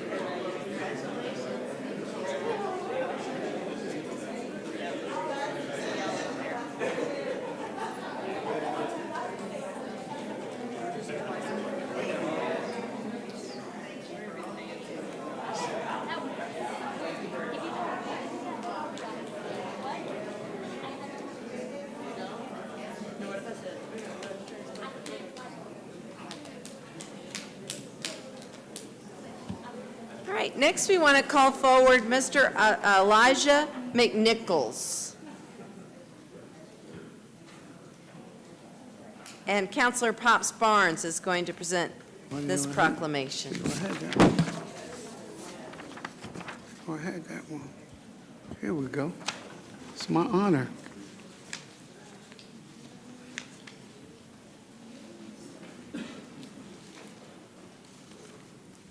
It is my honor to read this proclamation. It says, whereas Spencer High School senior Elijah McNichols prevailed in the Class 2A 138-pound weight class in 2017 state championship wrestling competition. And whereas Elijah McNichols' opponent in the state finals was a familiar one, and whereas Elijah McNichols wrestled Dodge County's Christian Grauberger 4 times in the season, with each wrestler alternating as the winner. And whereas after falling to Grauberger in sectionals by 2 points, Elijah McNichols defeated Grauberger 16-11 to win the state championship. Wow. Yes. And whereas Elijah McNichols finished the season with a record of 40-2, earning Ledger Enquirer Wrestler of the Year, Region 5A Wrestler of the Year, and Atlanta Journal-Constitution First Team All-State. And whereas the citizens of Columbus, Georgia congratulate Elijah McNichols on a season well done. Now, therefore, the Honorable Mayor of Columbus, Georgia, Teresa Pike Thomason, does hereby proclaim Tuesday, May 2nd, 2017 as what? Elijah McNichols Day in the city of Columbus, Georgia.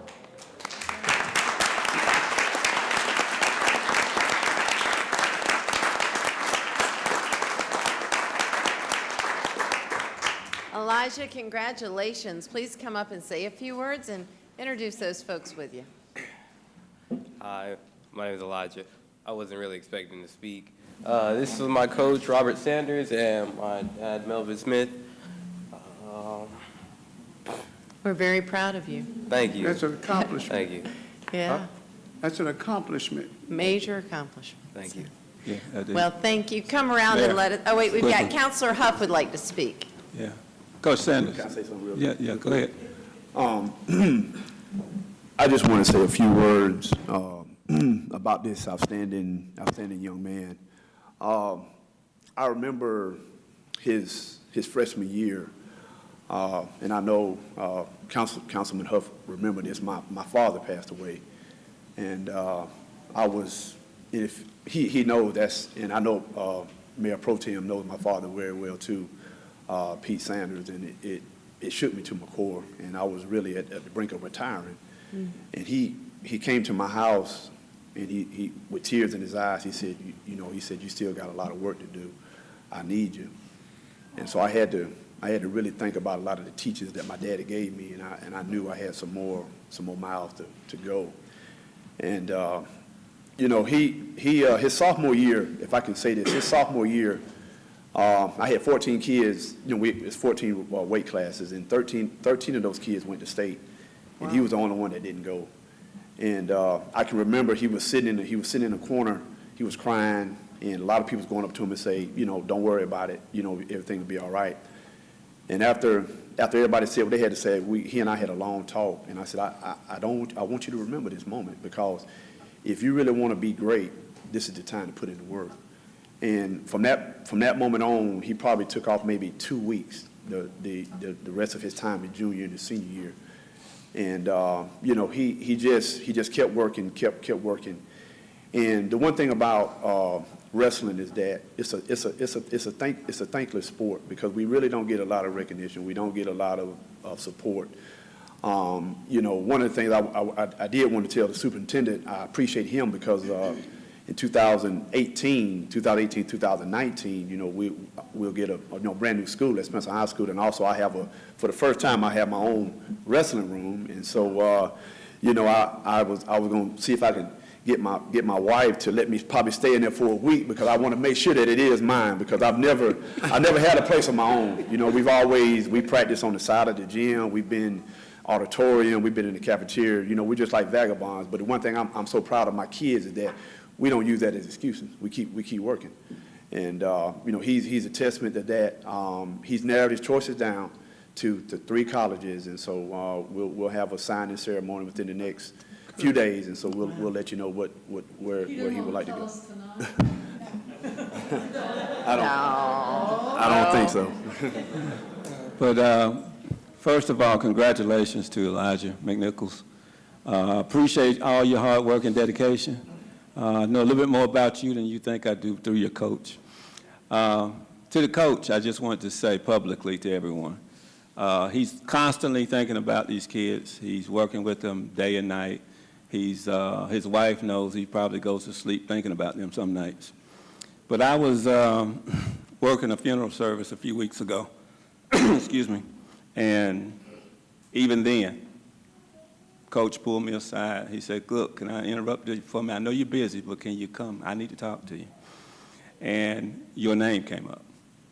And he said, Elijah has worked so hard. He's given me my fire back to doing what I do from way back when I lost my dad. And I want to do something to honor him. So I asked him to call in, and he did. And the mayor's office and everybody else took care of everything else.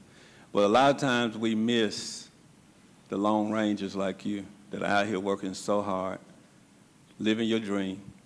And now after following your coach and your parents and everybody else, you're now headed off to school to continue to do what you love the most. So take advantage of it, get you a good education, and enjoy the ride. Congratulations. All right. Come on around, Lindsay.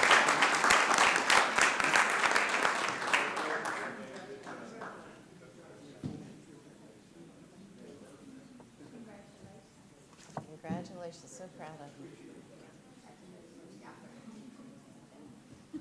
Oh, you did. You did. That's sad. And that was a wonderful speech.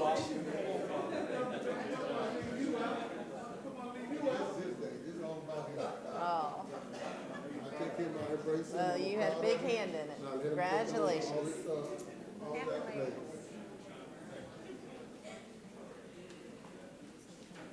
I know. My goodness, it's been a long day.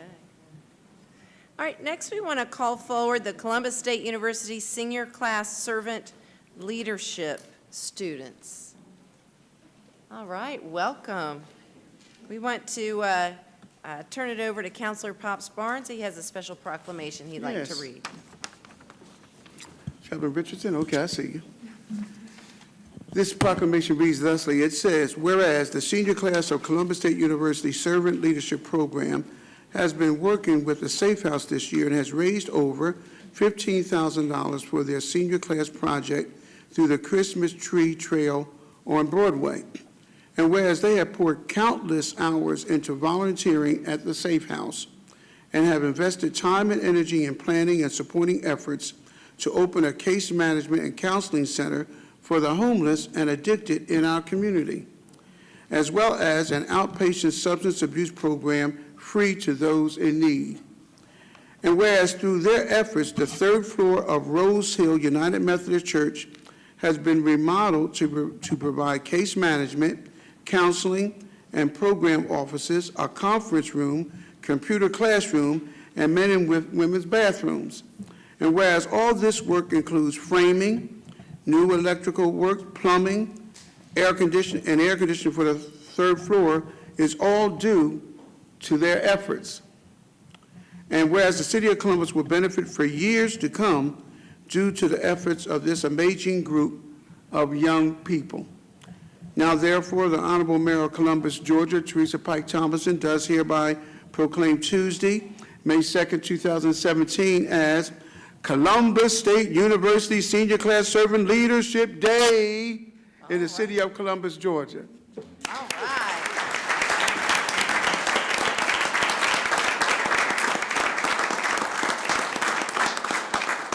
Please introduce yourselves and say a few words. My name is Megan Corcoran. My name is Jalil Lucas. We're both graduating in less than 2 weeks. So, on behalf of Columbus State University, Wendy Jenkins, the Director of Servant Leadership, plus the 17 members of our Servant Leadership class, we want to thank you. It is an honor to be in the program, and it has been an extreme honor to work alongside of Neil Richardson and Safe House Ministries for our senior project. Thank you. Yes, sir. Would you like to say a few words? Thank you. This is an honor for us to be able to just go into Safe House and just be able to help the people of the community. Thank you. Well, you are indeed servant leaders, so thank you for what you do. And Neil, thank you. Would you all like to say anything? Yes, please.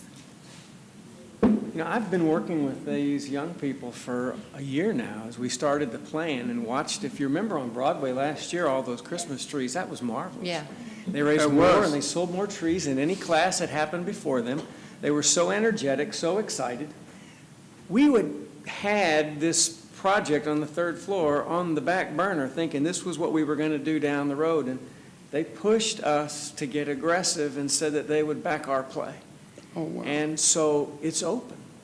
We already hired the substance abuse instructors and program workers, and we will, instead of waiting until July 1st, we will start working with citizens in this community for free in the month of June, thanks to these. And you know, they're going to get good jobs and start paying taxes now, which is going to make a lot of parents happy. But the neat thing is they've left a legacy behind in this community that will go on for years as lives are changing because they were servant leaders. Yes. We're so proud of them. Well, I see a proud director over there. How about saying a few words? Yeah. Well, Mayor, if you remember correctly, you came to speak to this class about a little over a year ago, and inspired them to do something like this, and talked about the issues that our community faces and what they're up against. And so as a result, they took the words in your stories and connected with Neil, and it has just been an amazing year. These students, they never cease to amaze me. We had a wonderful celebration luncheon today where we celebrated them and applauded their efforts. So $15,000 will go to Safe House, and these students will go out, and the ripple effect will take place in terms of servant leadership. So we're just really proud of them. Well, we are so proud of you all. Come around and let us shake your hand. You're amazing.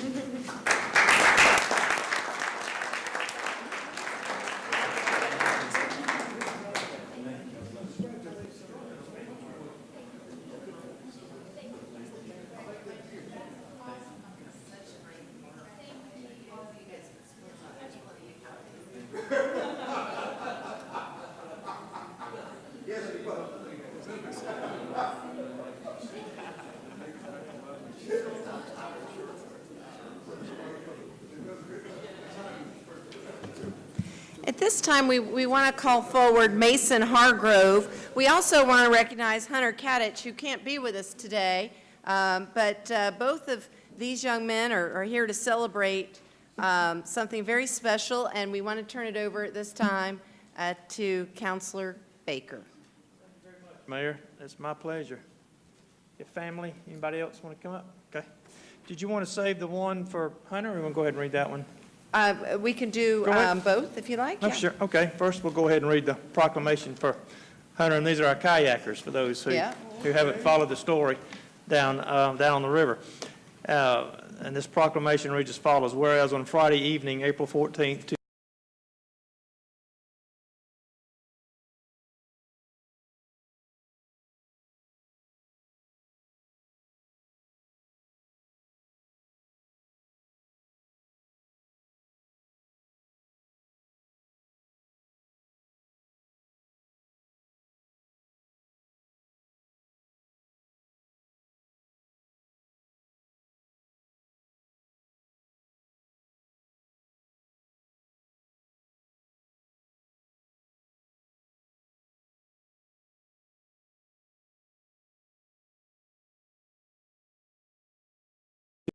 competition. Now, therefore, Teresa Pike Tomlinson, Mayor of Columbus, Georgia, does hereby proclaim Tuesday, May 2nd, 2017, Hunter Kadich Day. So we thank and congratulate him. Thank you. And the next is Mason. I'll read this, and you can introduce those that are with you. And yeah, and so I wish you had a video. I don't guess.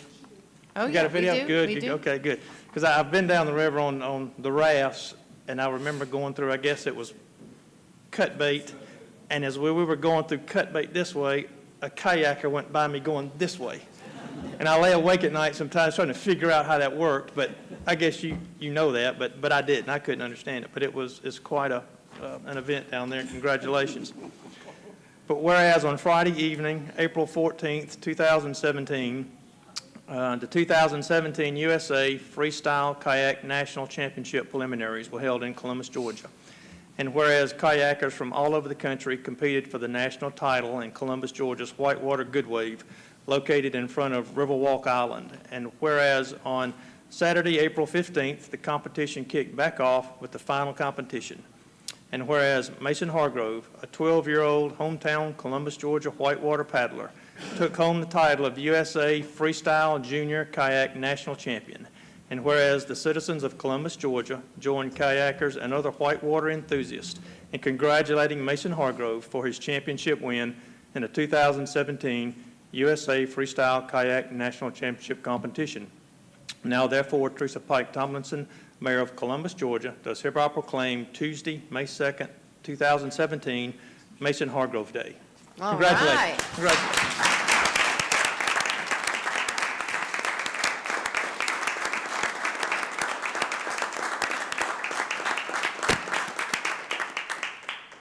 Mason, hello. Please say a few words, and we definitely want to watch a video, too. I would like to thank Uptown Columbus and the City of Columbus for putting all their time and effort into this whitewater course. And then I would like to thank all my supporters and my parents for driving to the river like almost every day so I can train for this competition. And yeah. So who are those folks kind of loitering over there? It's my mom and my dad. They also paddle too. Then my sisters and my little brother, they paddle too. All right. Well, are you going to explain to us the difference between a McNasty and a whatever? I was down there watching you guys, and it was something else. And the names you have for the, don't call them maneuvers, I guess, that you do. Amazing. So hopefully they're on the video. You can kind of walk us through them. Yeah. Yeah.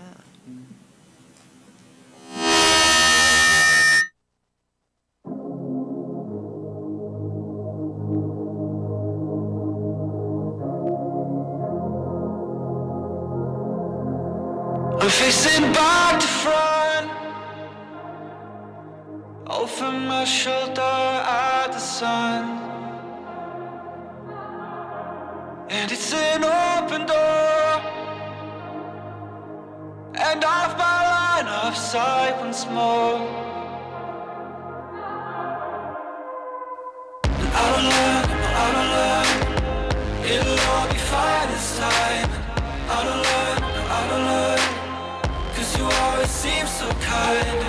I don't learn, it'll all be fine this time. I don't learn.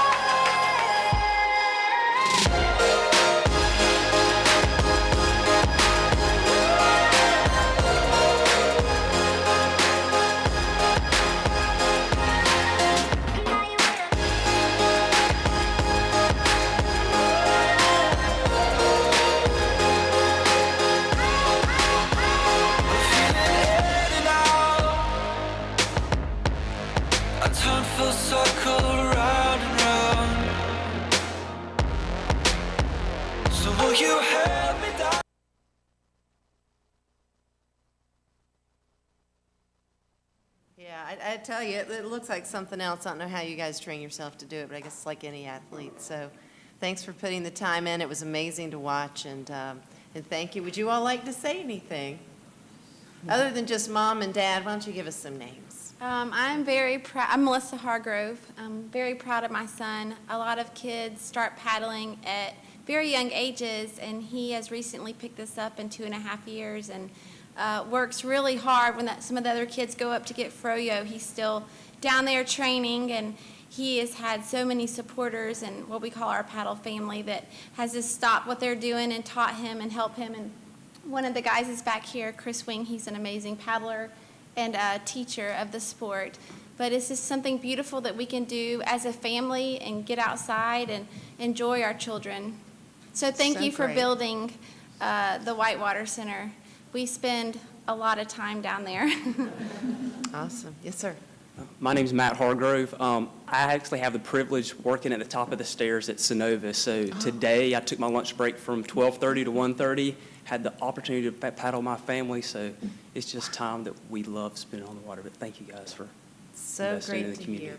Well, come around and let us shake your hand and get you these proclamations. Congratulations.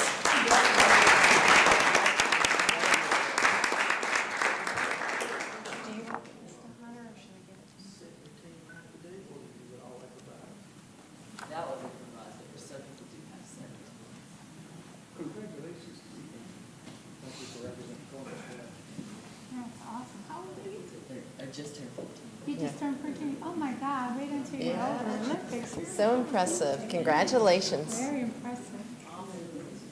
13 years old. Oh my God.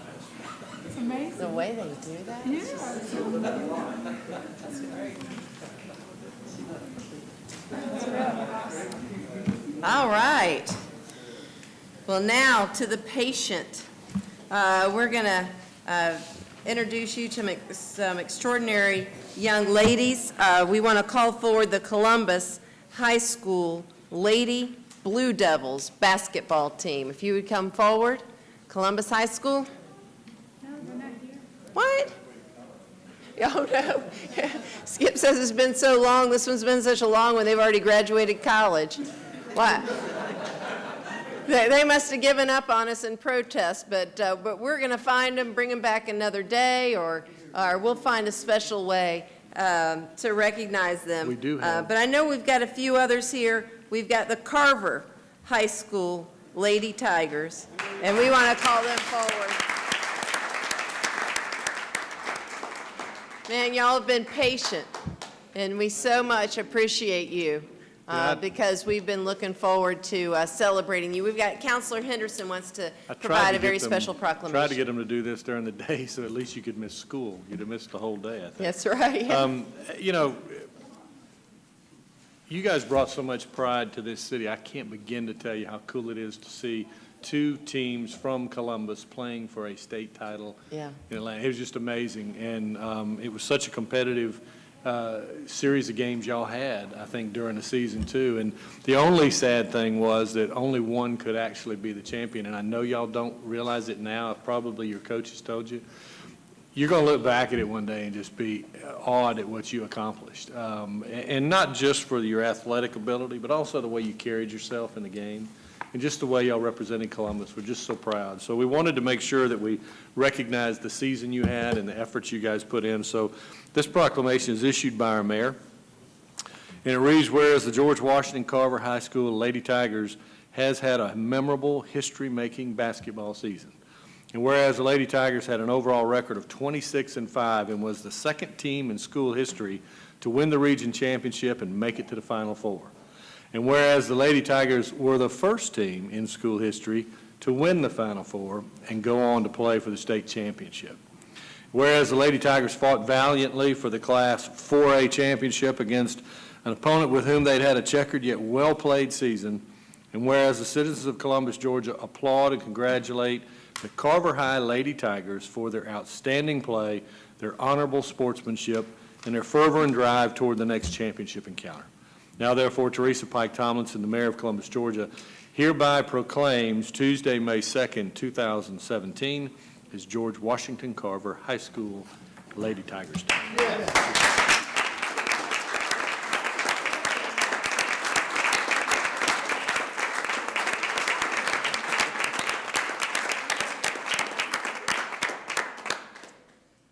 we've got a couple of counselors that want to say a few words, but first let us have you introduce yourselves. And tell us your position, which you play. Or not. My name is Kayla Archie, and I'm an upcoming senior, and I sometimes play the 3 and the 4. My name is Alicia Reed, and I play a guard, and I'm an upcoming senior. My name is Ivory Martin. I'm a guard, and I'm an upcoming senior.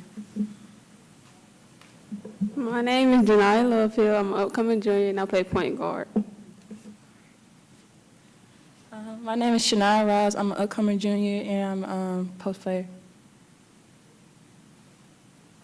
My name is Jalen Shaw. I'm an upcoming junior. Oh my God, this is good. And I play post player. My name is Micah Holloway. I'm an upcoming sophomore, and I play guard. Wow. It's a young team, yeah. It's really great. Yes, My sir. name is Anson Hundley, and I'm the head coach for the Lady Tigers. Wow. Well, we know you're proud. I am. Yeah. Very proud. All right, we've got, I have an upcoming senior that would like to say a few words. speech. I really just want to appreciate you all for being able to recognize us. Well, we're so glad to do it. And we're just sorry it took a good bit of time to get around to you, but you all were very patient. We've got several counselors that want to recognize you. Counselor Huff. Congratulations to you all. You are one of my schools. I come by and see your principal from time to time. And your coach knows me from way back when I used to play. His brother and everybody, his family. They were quite athletes themselves. But I came to the playoffs, which you all didn't know I was there, but you all played so well. There's a confidence that you carry on the court. There's a chewing out that you get by your coach, but you're able to digest it, understand it in a quick timeout, and go on the court and turn it around. Because I saw you all get into some situations during the playoffs where it could have torn the team apart. Some things were not going quite right. Certain shots that you all usually make didn't fall right away. And you all came together as a group and went back to doing the basics of what the coaches taught you to do. And everything came together, and it wasn't close. It wasn't close. You were able to celebrate long before the game was over. But take all the training with you. You'll be back. Understand how hard it is to repeat, but you have the nucleus here, and I don't know how many more will be back next year. But same training, same time next year. See you in the finals. Thanks. All right. Counselor Thomas. I was listening as you were all saying upcoming. So this time next year, we probably will see you back here. I was impressed that the championship game was an overtime game and won by 1 point. Right. I mean, it was a tremendous effort on your part. And I just want to tell you, young women, that whether you know it or not, there are other young women and younger women, girls who are watching you. And so you are an example, and you hold yourself so well, and you do so well, and you represent your school, and you represent your coach and the profession. You do a heck of a job. So keep it up, and we will look for you here next year about this same time with another championship under your belt. Congratulations. All right. And we have the Mayor Pro Tem. Good evening. Good evening. Good evening. I want to say congratulations to you. I'm a proud graduate of Carver High School in 1968. We didn't have women basketball back then, but I was a cheerleader. But I also want to say congratulations to Maya Milner. Maya goes to Revelations Missionary Baptist Church with me. And so, you know, we follow basketball over there. So we look forward to seeing you all back here next year, but as the winners. Well, let's give them another round of applause. Ladies, come around and let us recognize you.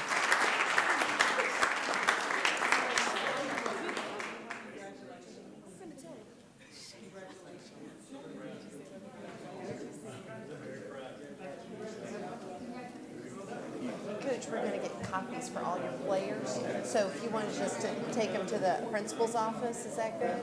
Okay, you can just drop them off? Yeah, yeah, we can get them from all the ladies. If that list is good that we've got on the back here, we'll get them in. Okay, thank you. Hey there, congratulations. So proud of you guys. Congratulations. Wow, I'm so proud of you guys. Amazing dress. Very proud of you. So proud of you guys. Congratulations.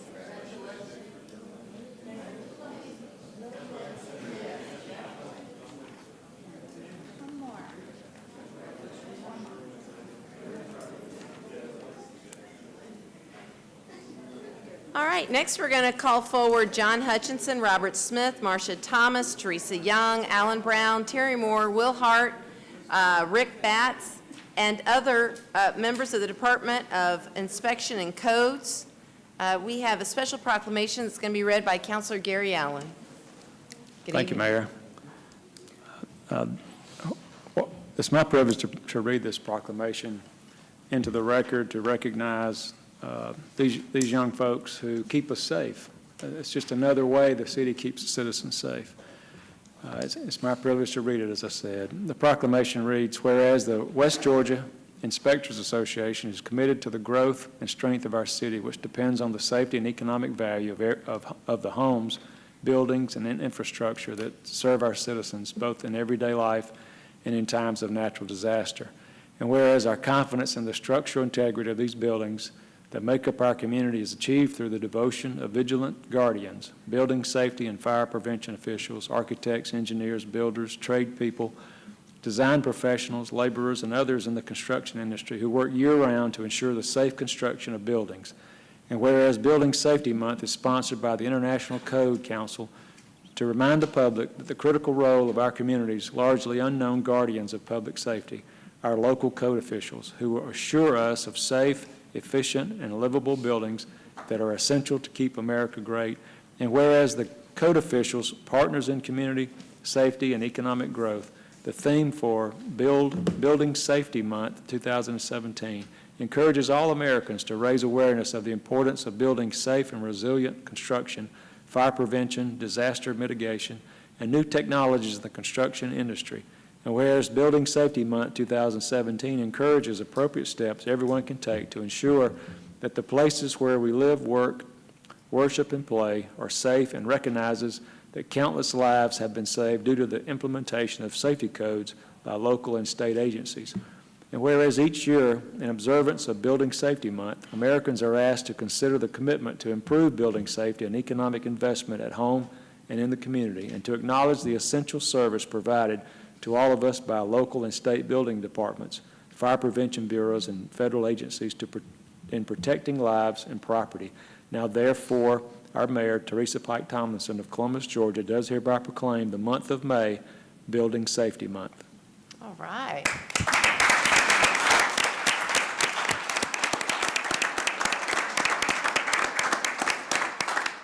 John, please say a few words and introduce those folks with you. All right. Like I said, this has been a year kind of in the making, and I found out what a thankless job these guys do every day going out, and we get all the complaints, and unfortunately this thing is when things go bad, you know, we're the first to look at, but everything's going great. You don't hear too much. So it's just good to know, like I said, we have a lot of hardworking individuals. They're here every day. Like I said, behind the scenes, you don't know, any of these Walmarts, any of these properties, these buildings you're walking into. We know that we've inspected them, we checked them, we make sure fire safety, egress, all those things are taken care of. So, like I said, I can sleep at night going to bed saying like, okay, this project was coming up, this timeline, we took care of it, this building was open, and we're knowing that we're keeping the public safe. One of the things they mentioned in there was the delicate balance between economic stimulating the economy and code efficiency. And, when you're so hard on codes and you follow it to the letter of the law, then you do tend to stifle the economy. But then if you're too loose in the economy, then you have issues on the building side. So trying to strike that balance, working with a lot of the local developers and things, trying to get things moving in the right directions that keep everyone safe, but it also, we're helping to the economy. I'm the president of the West Georgia Inspectors Association. I'll kind of let the rest of the crew here introduce themselves and go from there. I'm Will Hart. I'm excited to be here. I'm just an officer in the West Georgia Inspectors Association, and I'm just really excited that we've made the decision to bring John Hutchison forward. I think we're definitely going in the right direction. We've got a man in charge that's leading us right down the correct path. Great. Thank you. I'm Rob Smith. I'm the Vice President of West Georgia Inspectors Association, and we appreciate you recognizing what we do. I'm Marsha Thomas, and I'm the Secretary of West Georgia Inspector Association. I just want to repeat what Will said. We do appreciate John and everything that he's done for us. I'm Alan Brown. I'm on the board of the West Georgia Inspectors Association. Thank y'all. Well, thank you all for being here. And John, thank you for what you're doing, leading this department and serving the community. It's made a huge difference. Come around and let us recognize you all. Oh, I'm sorry. I didn't see the light on. Councilor Huff. Congratulations to you all. I just wanted to let the public know, out of all your hard work and all the stresses that you are under day by day, I found out a few days ago that you all have a real good sense of humor. So thank you for all you do. You left me with a smile the other day after a meeting, so I appreciate you all. Continue the hard work, good work, great work. Thank you. Councilor Davis. Mayor, I'd just like to say, you know, we really appreciate you guys, and we've really got a good set of building instructor codes and building instructors and officers. And let me just say, you really don't know until you go some other jurisdiction or some other city and do business, try to develop and try to work with some of the inspectors. It's and then you think about Columbus. We're very, very fortunate. Now, that's not saying these guys don't follow the line. And they make sure that that you do what's supposed to be done and do it right, do it the right way and correctly. But the customer service and how they work with you, now the expectations are there, but how they work with you makes a big difference. Makes a big difference. And they understand what they do. They understand their job. They understand timelines, schedules. Time is money. They understand all that. But like I said, we're very fortunate in Columbus. When you go somewhere else and do business, you'd be really, really thrilled and thankful that we've got our people here, people like this right here. Thank you, guys. Thank you for all you do. All right, let's give them another round of applause. Come on around, let's shake your hand.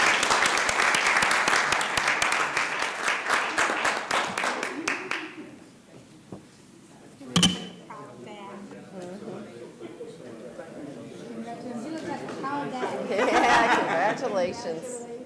Wow, great to see you. Thank you for coming out. Congratulations. Thank you for what you do.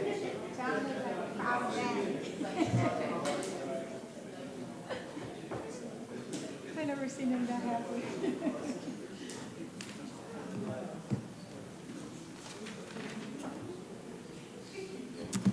All right. Well, we're coming to an end, and again, we appreciate your patience. We want to call forward our Parks and Rec Department.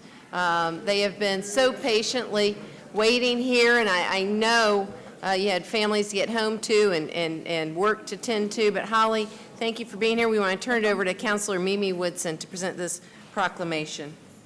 It is my honor, Holly. You know how I feel about our Parks and Rec. I think we have the best Parks and Rec department in the world. I really do. You guys are awesome in what you do. So it's a great honor for me to read this. Whereas May 20th, 2017 is the 7th National Kids to the Park Date organization launched by the National Park Trust. And whereas the National Kids to Park Day empowers kids and encourages families to get outdoors and visit America parks. And whereas it is important to introduce a new generation to our nation parks because of the decline in park attendance over the last decade. And whereas we should encourage children to lead a more active lifestyle to combat the issues of child obesity, diabetes, hypertension, and cholesterol. I couldn't say it. Whereas National Kids to the Park Day is open to all children and adults across the country to encourage a large and diverse group of participation. And whereas the National Kids to the Park Day will broaden children's appreciation for naturalization and outdoors. And whereas we encourage the citizens of Columbus, Georgia to make time on Saturday, May the 16th, to take their children and their lives to a city, state, or national park. Now, therefore, I, Teresa Pipe Thomas, and Mayor of Columbus, Georgia, do hereby proclaim Saturday, May the 20th, 2017, as Kids to the Park Day. All right. Congratulations.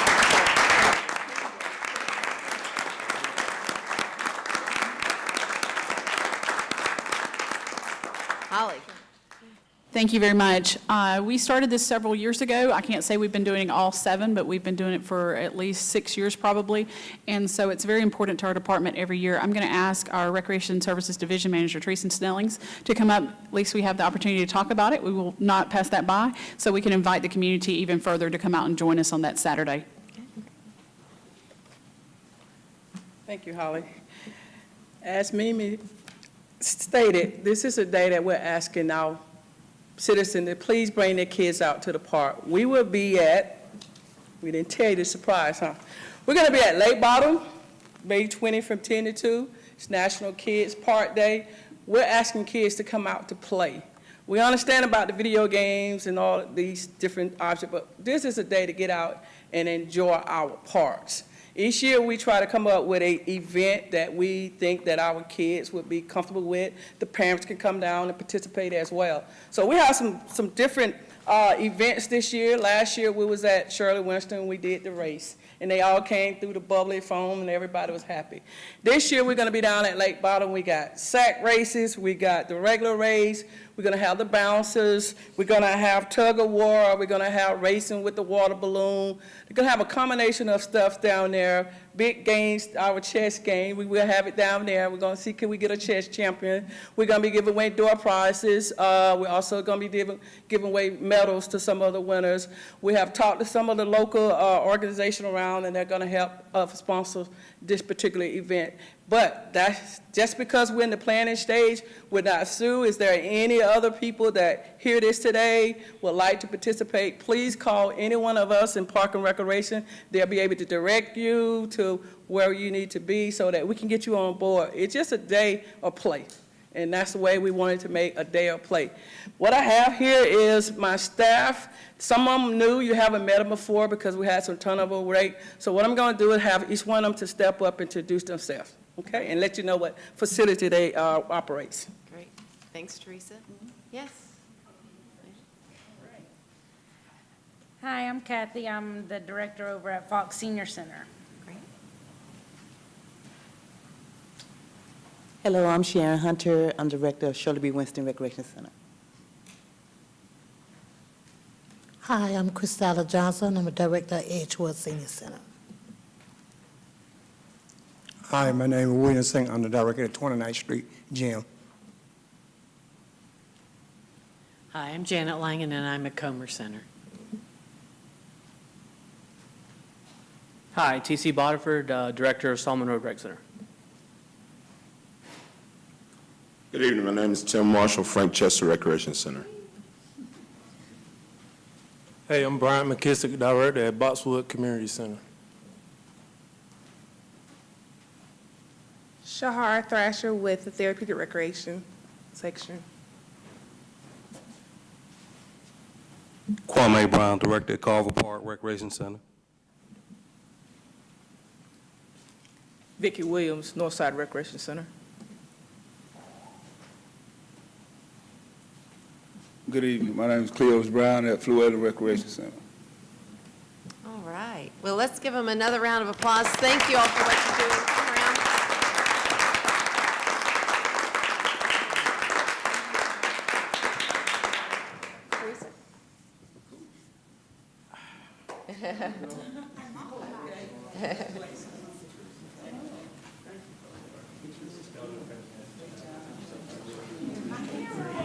Always good to see you. Thank you for what you do. Thank you. Love what you do at Foxwood. Thank you. It's important. Thank you so much. Yeah. Thank you for what you do, sir. Appreciate you. Hey, man. Thank you.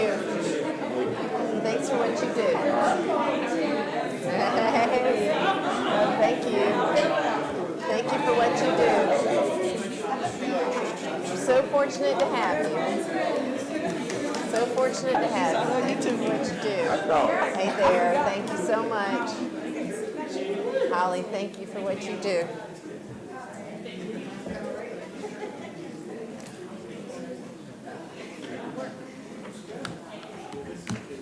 Well, we have to call forward at this time. Yes. There was a couple of things I forgot to say to try to get out during the public entrance.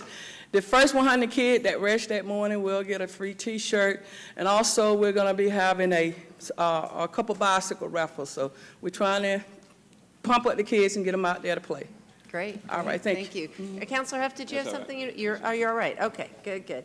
All right, well, our last but certainly not least, we have Sean Michael Nunn, and we know that he is a man of character, not just because he's an Eagle Scout, because he has waited 2.5 hours to be recognized. Thank you. And we want to call his mom and dad up, too.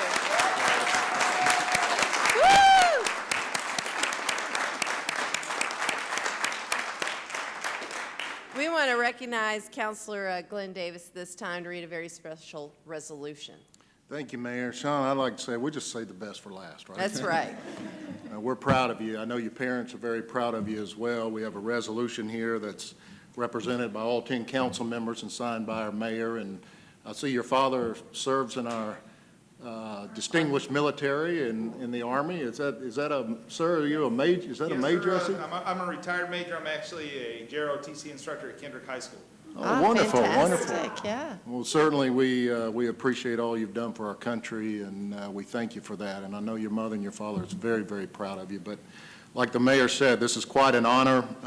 Probably in the last 10 years, we've had about a handful of recipients of the Eagle Scout Award. I know that this is something that you have a challenge, that you have to work for it. You have to earn it. Let me just put it that way. You really, really have to earn it.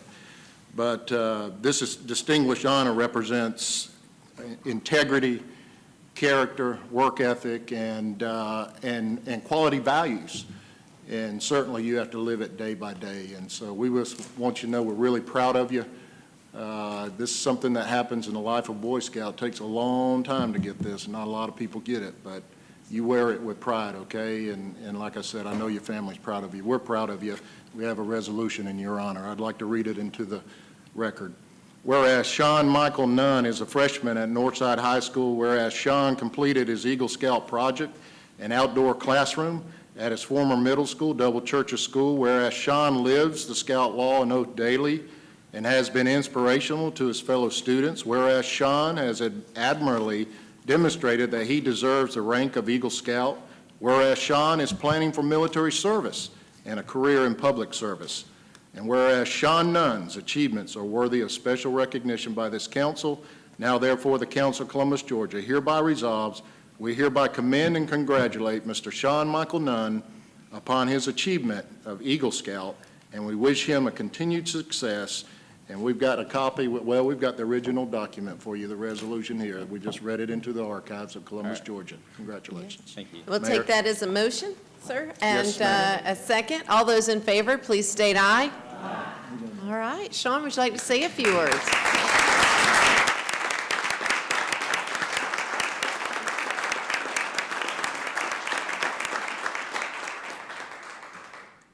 I would really just like to thank my parents and my Scoutmasters for always pushing me to do my best and to complete what I set out to do. We had a few setbacks on the project, and on the first work day, we actually ended up getting only 2 volunteers, but we decided to push through, and we actually ended up finishing the entire project early, and so. It's amazing. Well, good perseverance, and that's certainly something that an Eagle Scout knows all about. So thank you so much. And would you all like to say a few words, introduce yourselves? And Again, I'm Darren Nunn. This is my wife, Lisa. We're extremely proud of Sean, our oldest son, Alec. Sean's following in his footsteps. He was an Eagle Scout, same troop out of Troop 555. He's in the Navy. Our daughter's doing great up at UGA as a sophomore. And we're just so proud of him. He's tracking exactly what he needs to do for him. Yeah. Well, with the support of a great family, and that's when you see these great kids achieving and doing so many wonderful things. So, Mom, you want to say anything, or you? Yeah. Just, my name is Lisa Nunn. I work over at Winton Arts Academy, and I'm very proud of him as well, of all my children. But thank you just for taking the time to recognize him tonight. It Well, means a lot to our thank you. family. And we're, again, so sorry, but as you can see, there's so many people to recognize in Columbus. It's Wonderful. just We amazing. enjoyed it very much. It truly is. Sean, come around and let's recognize you. Let's give him another round of applause.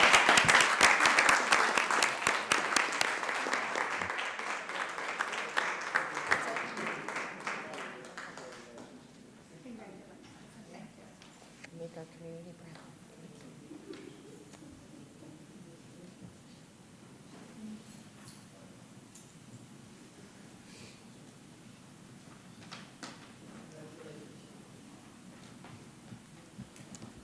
All right. Thank you.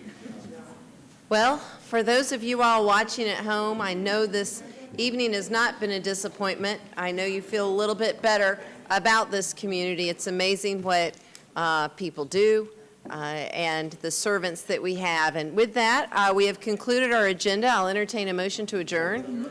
It's a motion and second. All those in favor, please state aye. All right, we are adjourned. See you next time.